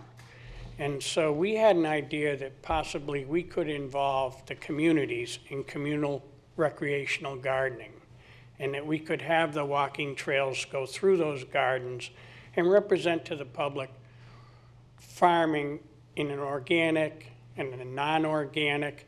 We talked to the communities, they showed an interest. We talked to the master gardeners about putting plots in that the walks would go through that would demonstrate sustainable landscape techniques, the use of less fertilizer and less water. And so what we would like to ask you is for you to authorize us to form an ad hoc committee with one of your members to explore the possibility of doing some volunteer recreational community gardens on the property.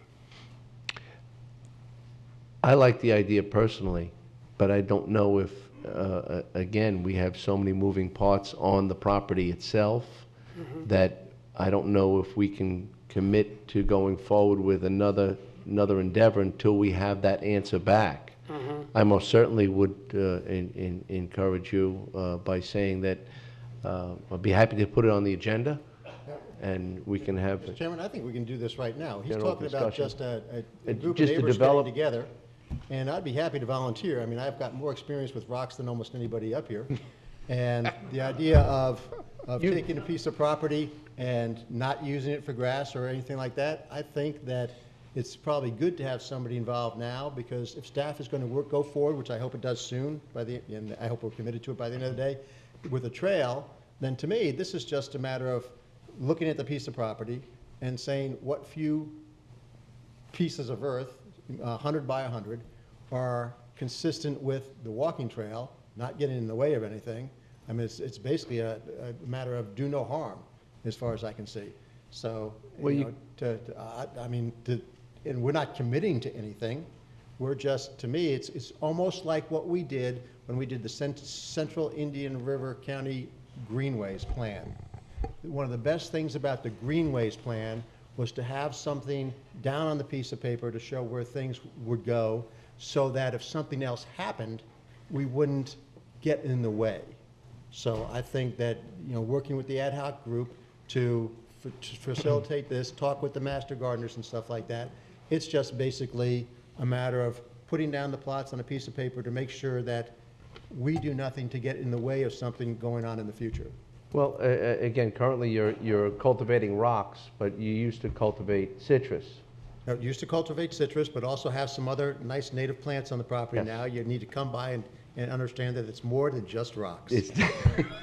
Well, such being the case, you know, I don't believe that it's any harm in going forward with discussion, regardless of what the response is for funding for the future of the building. And if it's about the good earth and you all want to meet, I'd be happy to. I mean, we already heard that Commissioner Solari would like to join in with the input, and I think he's well qualified. So I think at this point, to get this one over to the other side, why don't we just have a motion to support that? It's an ad hoc, no, we don't want to do it under county. Well, we don't want to thing. create What a I'm committee. saying is, I live on the island. I'm happy to just join them when they give me the call. Nothing to do with the county or not. So that you want to get in touch with Commissioner Solari and develop this thought process and create this? Yeah, we would just like to have some kind of authorization so that when we Sir, try to I mean, solicit. We're not looking for, What you don't want is we us can't to go give into you that commitment. authorization, because that then makes you a committee. And Yes. then you can't have conversations among yourself. Oh. You know, so that means you can meet on Friday and talk about it, but if any two of you then saw each other Saturday, Sunday, Monday, Tuesday, Wednesday, Thursday, you couldn't even discuss it.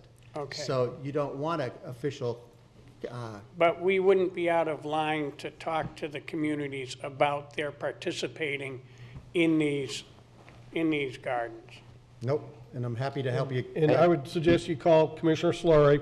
His phone number is 800 I love rocks. But no, you could, yeah, I was a bit hesitant because I did not want it to get to the level of involvement where you would be prohibited to have the casual discussions with all of us individually, collectively, before the cameras. But most certainly, I think if you're looking for authorization to go for the charge, I still would be a little bit hesitant. So I think if you want to do it casually on your own and Just to go out, find out what interest there would be. you're free to knock on all the doors you want and do as you see fit to gain that support. It sounds like you have a few members already that are passionate about the cause, and just a little. Thank you for your time. You're welcome.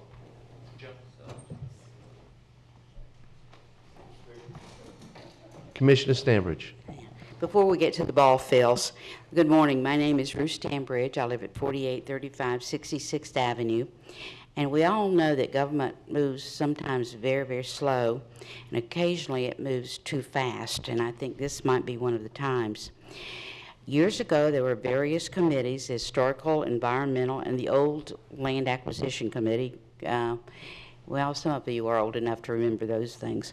But they were sunsetted, and there have been no comprehensive plans with citizen input, other than from this podium, to bring any valuable information on conservation and historical properties to this commission. The county staff, we all know, are very dedicated, but they all have their own departments with their own goals.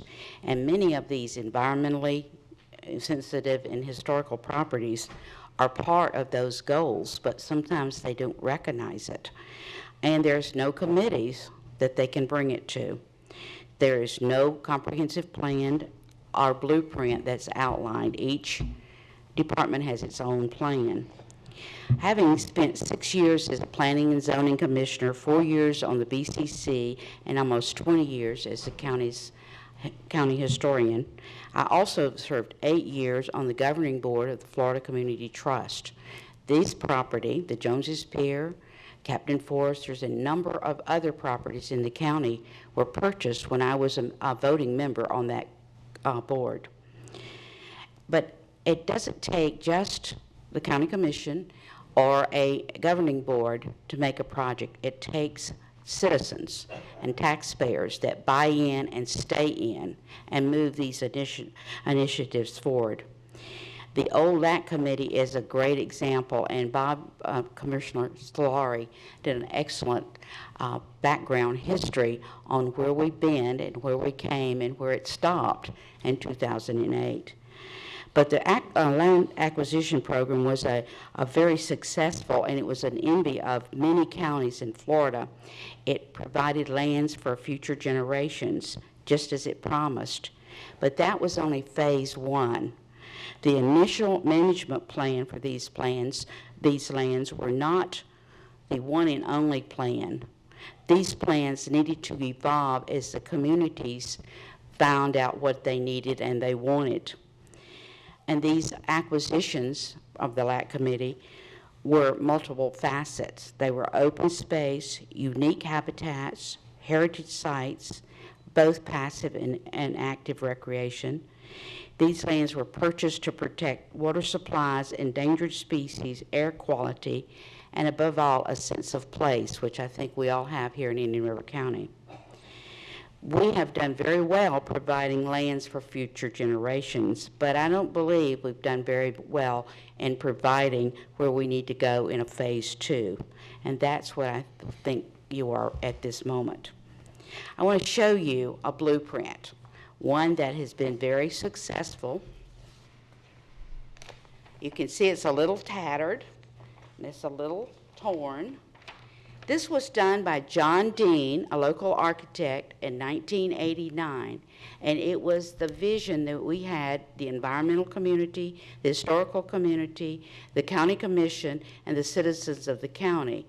Today, it took 27 years, but today all of the major components of this blueprint are in place. We are now needing the second phase, but we have absolutely no committees to take it to. We all have to come to this podium before you guys and talk about all the moving parts that Commissioner Fletcher mentioned. This jungle trail is on the National Register, along with the Natchez Trace and the Chisholm Trail.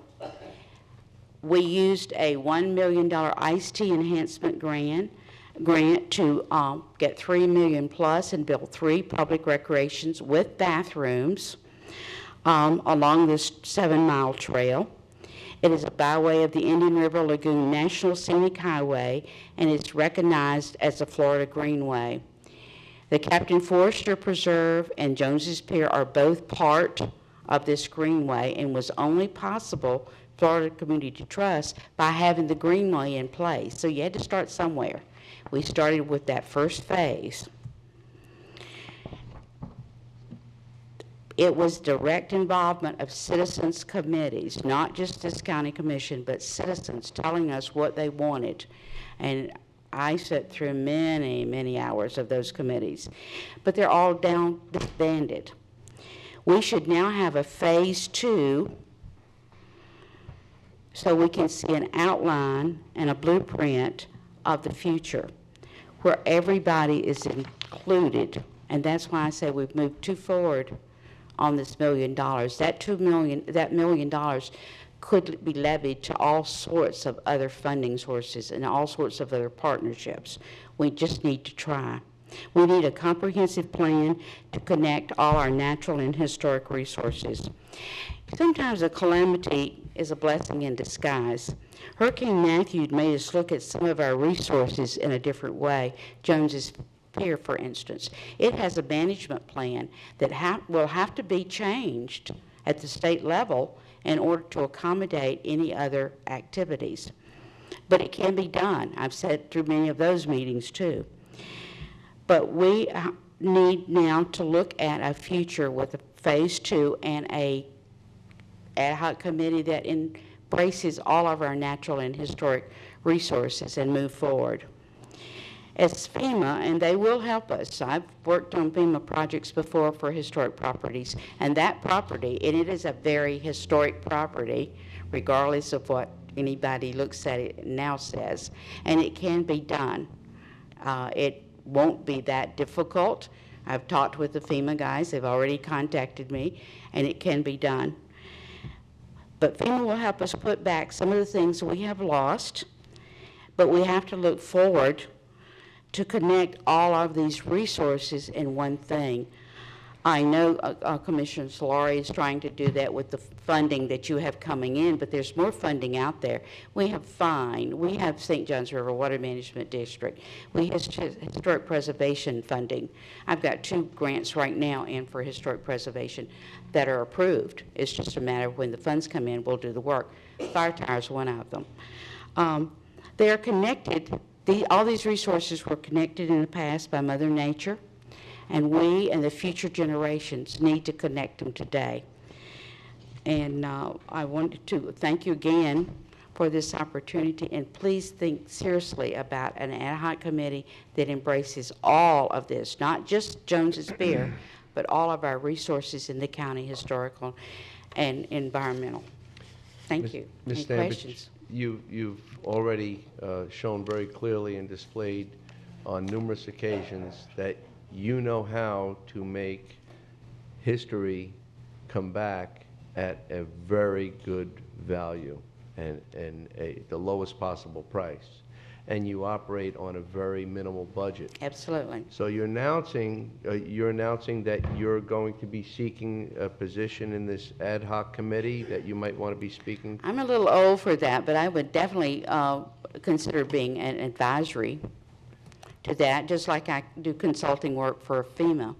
Well, my opinion is that you would add significant value to the efforts that it appears that, and sounds like what they want to accomplish or would like to see. And if funding can be justified, it might increase the likelihood that it happens. Oh, that $1 million could easily be put into $5 or $6 million. Yeah, I know, but we can't. I don't think that's the earmark today, is to take that $1 million and put it on the field. But if you drip and drab that $1 million, you're not going to have much to use when you take to these agencies to try to get more Right. money.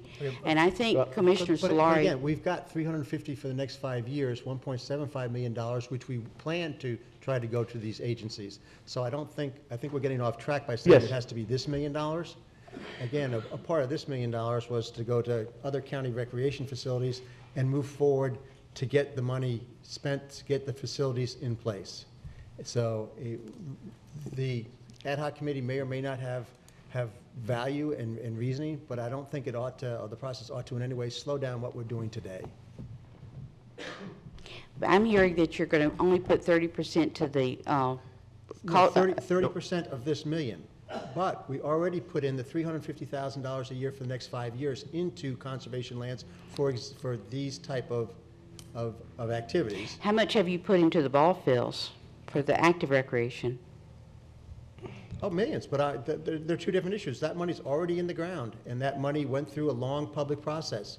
So the idea that saying that, you're not going to put more money over here because you already put money in there, I don't really think is what we came here today to address. Well, you're doing 30/70, I believe, was what I heard. That was just That of was this money. just a number I threw out. We haven't voted on anything yet. Maybe it could be reversed, maybe 30 for the ball fields and 70 for the conservation lands, because they have been neglected. That $1 million came from a passive recreation area, the beach areas, and a conservation area that was along the beaches. And we really need to put those things together.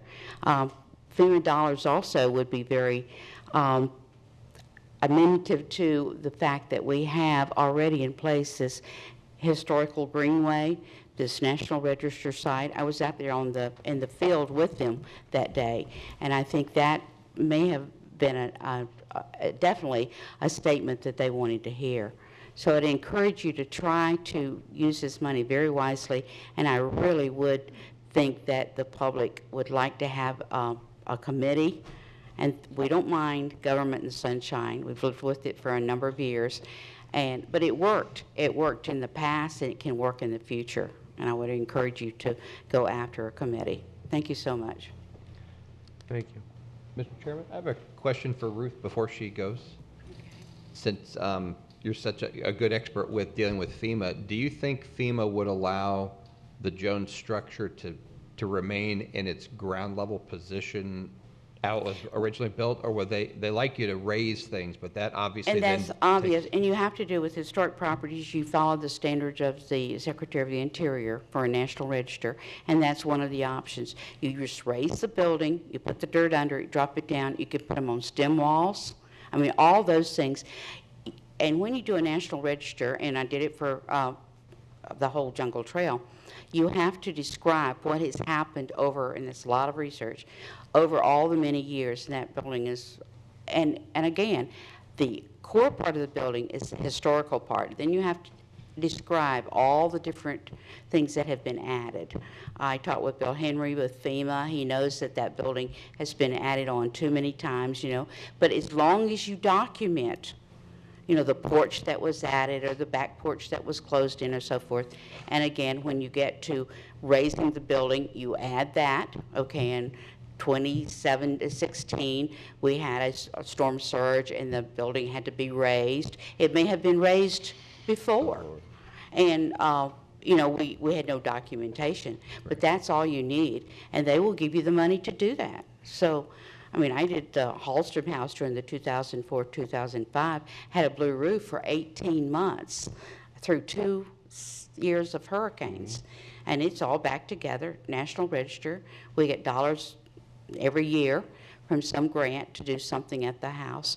So it's not a major deal. I know working with FEMA is kind of scary sometimes. I still got this 7 boxes that I'm keeping for 7 more years, but you'll get it done.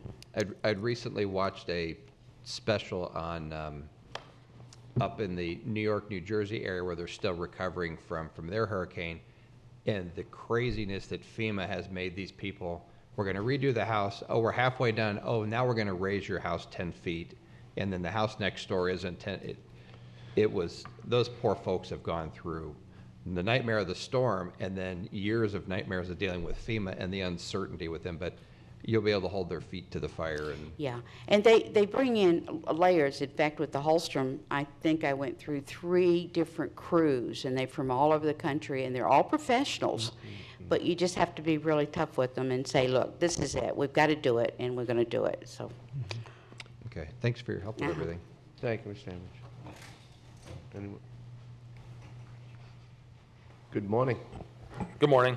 You all know me. My name is Derek Muller. I'm president of Indian River County, Cal Ripken League. Don't know how I follow such an emotional group of people with kind of a more passionate thing. I don't know if there's as much emotion tied in with the ball fields. If I could get the Hobart Park up on there, that'd be great. You know, one thing I do want to address before I go into what I wanted to talk about was because I kind of have a whole group, a kind of constituency, if you will. And then kind of Jason brought it up a little bit, talking about the value of the property, $200,000. I know my people, they look at it as, okay, you're selling off this land for $200,000. You have 3 fields, so you're eliminating 3 fields for $200,000. And we talked about building a field for $600,000. It doesn't make sense on the surface. However, it's the maintenance nightmare. We all know. I have a kind of intricate, you know, inside view of that. It's the maintenance, and you need to consolidate. Also, 2 of those fields, I'm kind of talking to my people as well, trying to make the case for you guys, is those fields aren't proper. Like, you know, Mr. Zito brought it up. We have 0 fields for kids 13 and up that are a proper baseball field. We have a lot of fields, open fields, dirt, you know, multi-purpose fields, but they don't work. And to give you an example, the Bob Summers field, people over there are flipping out because you put a 14-year-old out there, home run balls going right in the dog park, one after the other. You know, kids have a practice, you're going to put 50, 60 baseballs over that fence. It's not the proper size field And so I just want to be clear on that. There's 0 fields. So this field up here, see, now I run the Cal Ripken League. I run 4 through age 12. This is kind of 13 and up. Probably one reason we're not in it is because there is no field. Secondly, you need a proper field. I also think location and consolidating things is kind of a key. Like if you're putting a field here, you're talking about pickleball. I'm a big believer in putting things all in one area. Creates more of a buzz, and I think it's a better, easier use for, easier to maintain, better for people to go at. So I just kind of wanted to clear the property, because I know a lot of people come to me, why are they doing this? And aside from the city entanglements and where the property is, it's better to build a proper baseball field and centrally located, also to have the maintenance thing taken care of. And just listening into what they're talking about on the conservation and allocation of funds is, I would tell you from the active recreation side and as an athlete and coaching teams in sports, is I would look at it as millions upon millions upon millions have been spent on conservation lands and walking paths. And again, we have 0 proper baseball field. So maybe that helps her put that into a little perspective. The other thing is I'm really kind of happy how you guys talked about the active and passive, because I think that was a big discussion point in the past. And Mr. Davis, who was actually there in the Windsor thing and signed it, was more on the active side than the passive side. But I think there's room, like you guys have said, to help both sides. And with the 70-30 split, I think it makes a little sense. One thing I haven't really heard talked was, when you're spending these funds, and I don't know if this is a factor or it should be, I have my own opinions on it, is the number of people served by what you're spending the money on. I could tell you, if you're putting up a baseball field, and from running leagues and teams and doing this, if you're talking 15,000, it's 14,976 kids used one field this past year for me, one of the fields that we had. That's in games, 6 days a week, 2 games a night, not even counting things that you run on Sundays and later Saturday for tournaments. And then Aren't some of those people repeats because it's the same team? yeah, I would say it's repeats, but I'm just saying the number of people using it, like if I had a turnstile on there, that would be your numbers, whether they're repeat or not. A lot of them are, of course. And then, of course, if we're going to say bird watching is a passive activity, then I would say the fans watching a sporting event would be a passive recreational activity. So if you put that in there and you put an average of probably 2 parents, 1 parent, grandparent watching a kid, now there's another 30,000 that are utilizing that facility as well. I don't really have a skin to fight other than I'm a baseball guy. We have 0 baseball fields. We need this. And also, I mean, I wouldn't mind talking with your budget people, because me being as a private entity, I've already done a lot of bids and cost on building fields. So some of the numbers that they're estimating there, I think if you're putting 700,000 over there, if you're doing a 70-30 putting it over there, you can definitely grass the one field, light the girls' field, and build the other field for the 700,000 and have bathrooms in there. So I mean, I've actually just recently done all the numbers and work on, for getting private money. So. And I'd love to talk with them on there. So, but one thing I would definitely tell you to earmark within there is you need a playground in there, because like I told you, you got 30,000 passive fans. A lot of them are the little siblings and brothers that are playing. I like to call them the Destructobots. You got to give them something to do. Within there, I would try to earmark some money for like a little playground, because once you build that, the old adage from the movies is if you build it, they will come. You build a baseball field, a proper high school baseball field, that thing will be utilized 7 days a week at all times. So that's really all I had to say. So I appreciate your time. Thank you. Mr. Chairman? Yes. Just, this would be an appropriate time to remind the commission that we do have a bulk rental agreement in place at 58th right now. It's a 2-year commitment, but it does have a carve-out for suspension of that usage in the event that the county decides to renovate or expand that facility.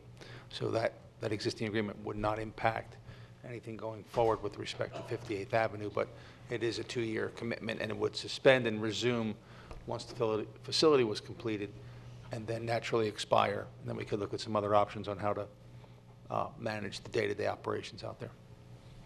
You know, based on the input we got from the public on varying ideas and suggestions and what we have before us, and Commissioner O'Brien, I have to say that that's probably the direction that we need to go in, whether it's 70-30, 60-40, to earmark the funding and ask staff to get the most value for the citizens based on the projects that are before us. Again, before, maybe, perhaps even in 2 weeks, there will be a change.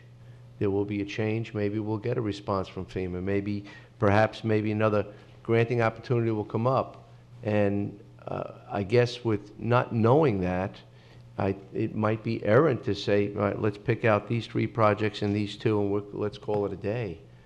I happen to find great favor in the suggestion to Well, I can go earmark a ahead and percentage. turn that into a motion, Mr. Chairman, if it's your pleasure. I would go ahead and move that of the Windsor million, we allocate 30% of that to conservation lands projects and 70% to parks and recreation. We instruct staff to move forward on these projects so that we would expend those funds in a very timely manner. Under the conservation lands list, I would add to the motion that we eliminate 1A and 2A from this funding source, as the houses and such aren't appropriate for this money. And on item number 3, the Captain Forester, to remove the cottage restoration and then continue with the priority list there. And I'm pretty good with the overall priority list on the park and recreation side, although I think it'd be good if staff got with some of the stakeholders and came back with a very clear master plan for ball field needs and such, because it seems every group comes forward, has a different size field they need, and I'd just like to see a master plan of what they all want. But I'll go ahead, and again, these funds can either be used as a match if we get cost sharing, or to fund the project in its entirety. But that would be my motion, to have staff move these projects forward with the 30/70 allocation. Second for discussion? So I just want to make, the first part is a clarification, Commissioner. Are we starting from number 1 and going down the list on the conservation lands? That would be my intent, Okay, yes. fine, I just wanted to clarify that. And on the parks, then we'll be starting with the ball fields. I did think you made a great point about the playground, so if we could at least direct staff to consider the playground as part of it, and if it fits in monetarily, go forward, because I think actually having more active activities like that for more would actually be a very positive thing. So that would be adding a small playground for priority 1 and 2. Just for consideration. I don't want to make it determinative, but yes, so that's. I'm good with that. Or a portion if we have remaining dollars. Exactly. Sure. So that's also an option for consideration, Mike. And the comment I would make is, as you move down the recreation list at the 58th Avenue ball field, that you make sure that you're accommodating the girls softball with that grassing in of the infields. So I know it's heavily used. It was heavily used when I was growing up playing softball. That's where we practiced. The high school practices. There's a lot of softball teams and organizations that practice there, and I wouldn't want to cut that out for them. Thank you. And that's Counselor? included in my motion, Mr. Chairman. Yeah. I'll let Commissioner Zorich speak, and then I just Yes. want to make sure I wrap up the motion Yes. so that the clerk can get a proper record of it. With hopes of kind of more clarifying the benefit of the changing of the land use on 16th Street, is have the county administrator order an appraisal in 2 fashions. One, this is the way it is today at 3 units to the acre value. Second value, if it did have the RM 1012 designation value, and if the value spread is where I think it will be, then we would look at pursuing that, but at least then we would have the numbers to see the difference. And between again, the two. that doesn't impact today's discussion or vote as far as where we're going. No, it's just in general, since it's a major component cost of more funds coming in. If not, I'll bring it up as an item next week. It's I think already, it would be best served in doing that. This way it'll be an independent item.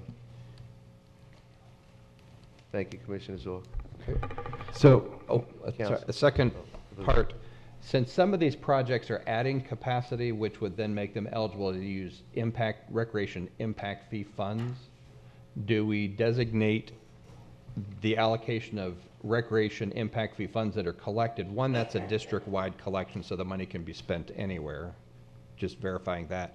And then second, have we historically used impact fee money for trails, or is it more your field, the parks and recreation type expenditures? How have we used that money in the past? That's more maybe a I don't Jason. know, but historically, it's been towards capital improvement. Right. And I don't know if trails would be considered capital improvement. So the answer is, more than likely, it has been, unless, Jason, you have some hard numbers. I don't know if you'd be prepared today, but I believe that can be enveloped in that discussion in your item that you're going to bring forward. Well, I would say that these projects are projects that are not within our 5-year capital improvements Right. plan. The parks impact fees have been spoken for essentially for the next 5 years within that 5-year plan. So what we're planning to take in, we have plans to use. So these were outside of that, outside of the impact fees. Thank you for the clarification. And I guess council wanted the motion restated, so we have. And I'll just try to wrap it up, and then to the extent I've deviated from what the motion was with the additional changes, please let me know. So what I heard from Commissioner O'Brien and second by Commissioner Solari was that 30% of the million was going to go to what is described in the conservation lands project list, and 70% of the money was going to go to the parks and recreation project list. So that was kind of item number one. And item number two was to direct staff to move forward with these projects in a timely manner. Number three is that in the conservation's lands list, you would eliminate item 1A, 2A, and with regards to 3, you would remove the cottage restoration. And then with regards to the Parks and Rec side, there wasn't any changes except that staff was directed to move forward with a master plan for ball fields, but we were supposed to consider small playgrounds for kids and making sure that we're accommodating for girls softball fields. And I hope that I've caught all of the issues. Commissioner Solari and Commissioner O'Brien, did I catch all the issues in your motion? And that was a very good deal. And only eliminating those particular projects is only from this particular expenditure of funds. Not saying I want to get rid of the Jones structure, just from this list of funds. Yeah, it was just with regards to the spending of the $1 million here. I'm good with your summary, Dylan. And the second is? Second is still good. All right. Any further discussion? All in favor? Aye. Opposed? Motion carried unanimously. Fine job, commissioners. We'll now close the regular county commission meeting, and we will open up the solid waste disposal district, and we have a presentation from Himanshu Mehta regarding the SWID recycling collection of our events for the year 2016-17.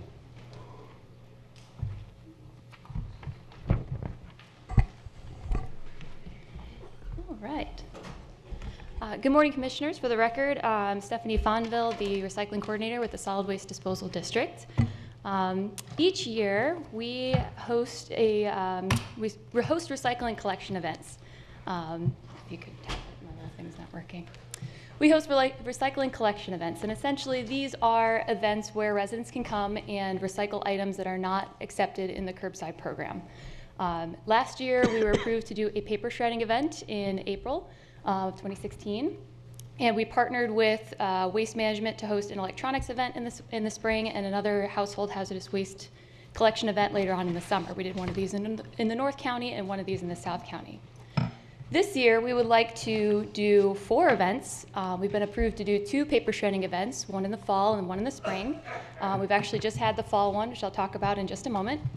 And this year, we'd actually like to combine the electronics and household hazardous waste events into one event and actually host 2 of them. So we'll have one in the north part of the county, so the residents that live up north can drop off their electronics or household hazardous waste.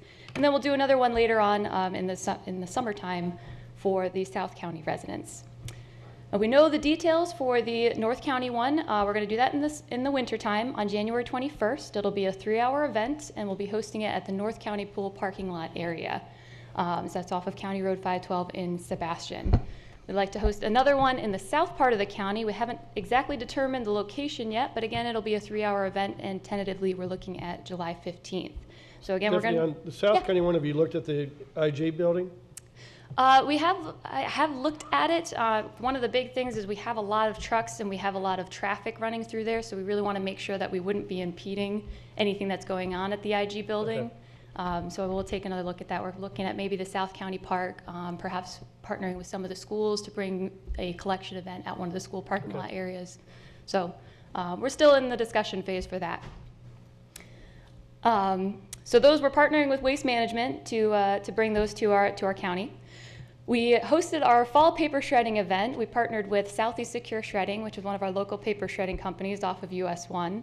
And before, we had a paper shredding event, and it was a big success. We got a lot of positive feedback from the community. We had a lot of people show up. This was another very big success. We had about 450 cars show up to this event, so it's probably about 500 people.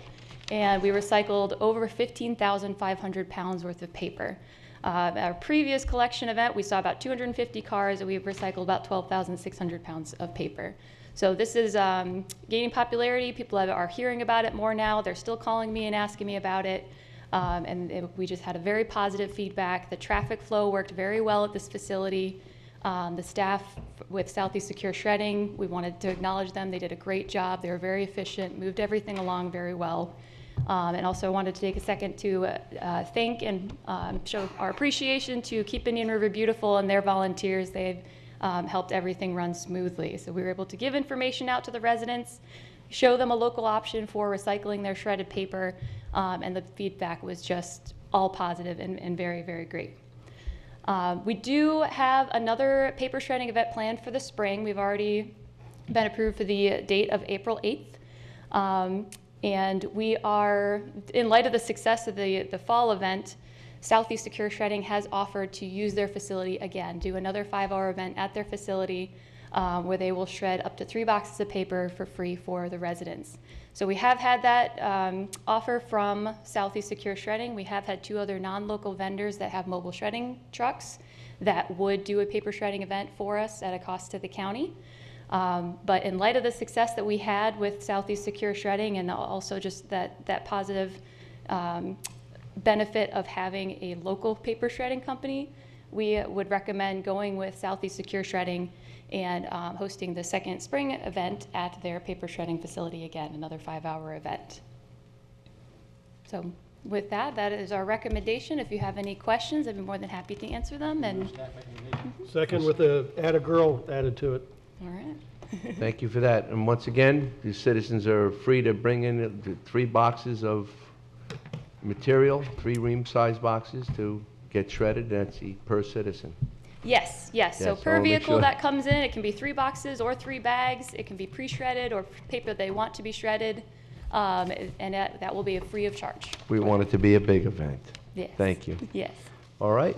Well, I have a motion on the floor by Commissioner Solari, seconded by Commissioner O'Brien. Any further discussion? All in favor? Aye. Opposed? Motion carries unanimously. Seeing no further, meeting adjourned. Thank you.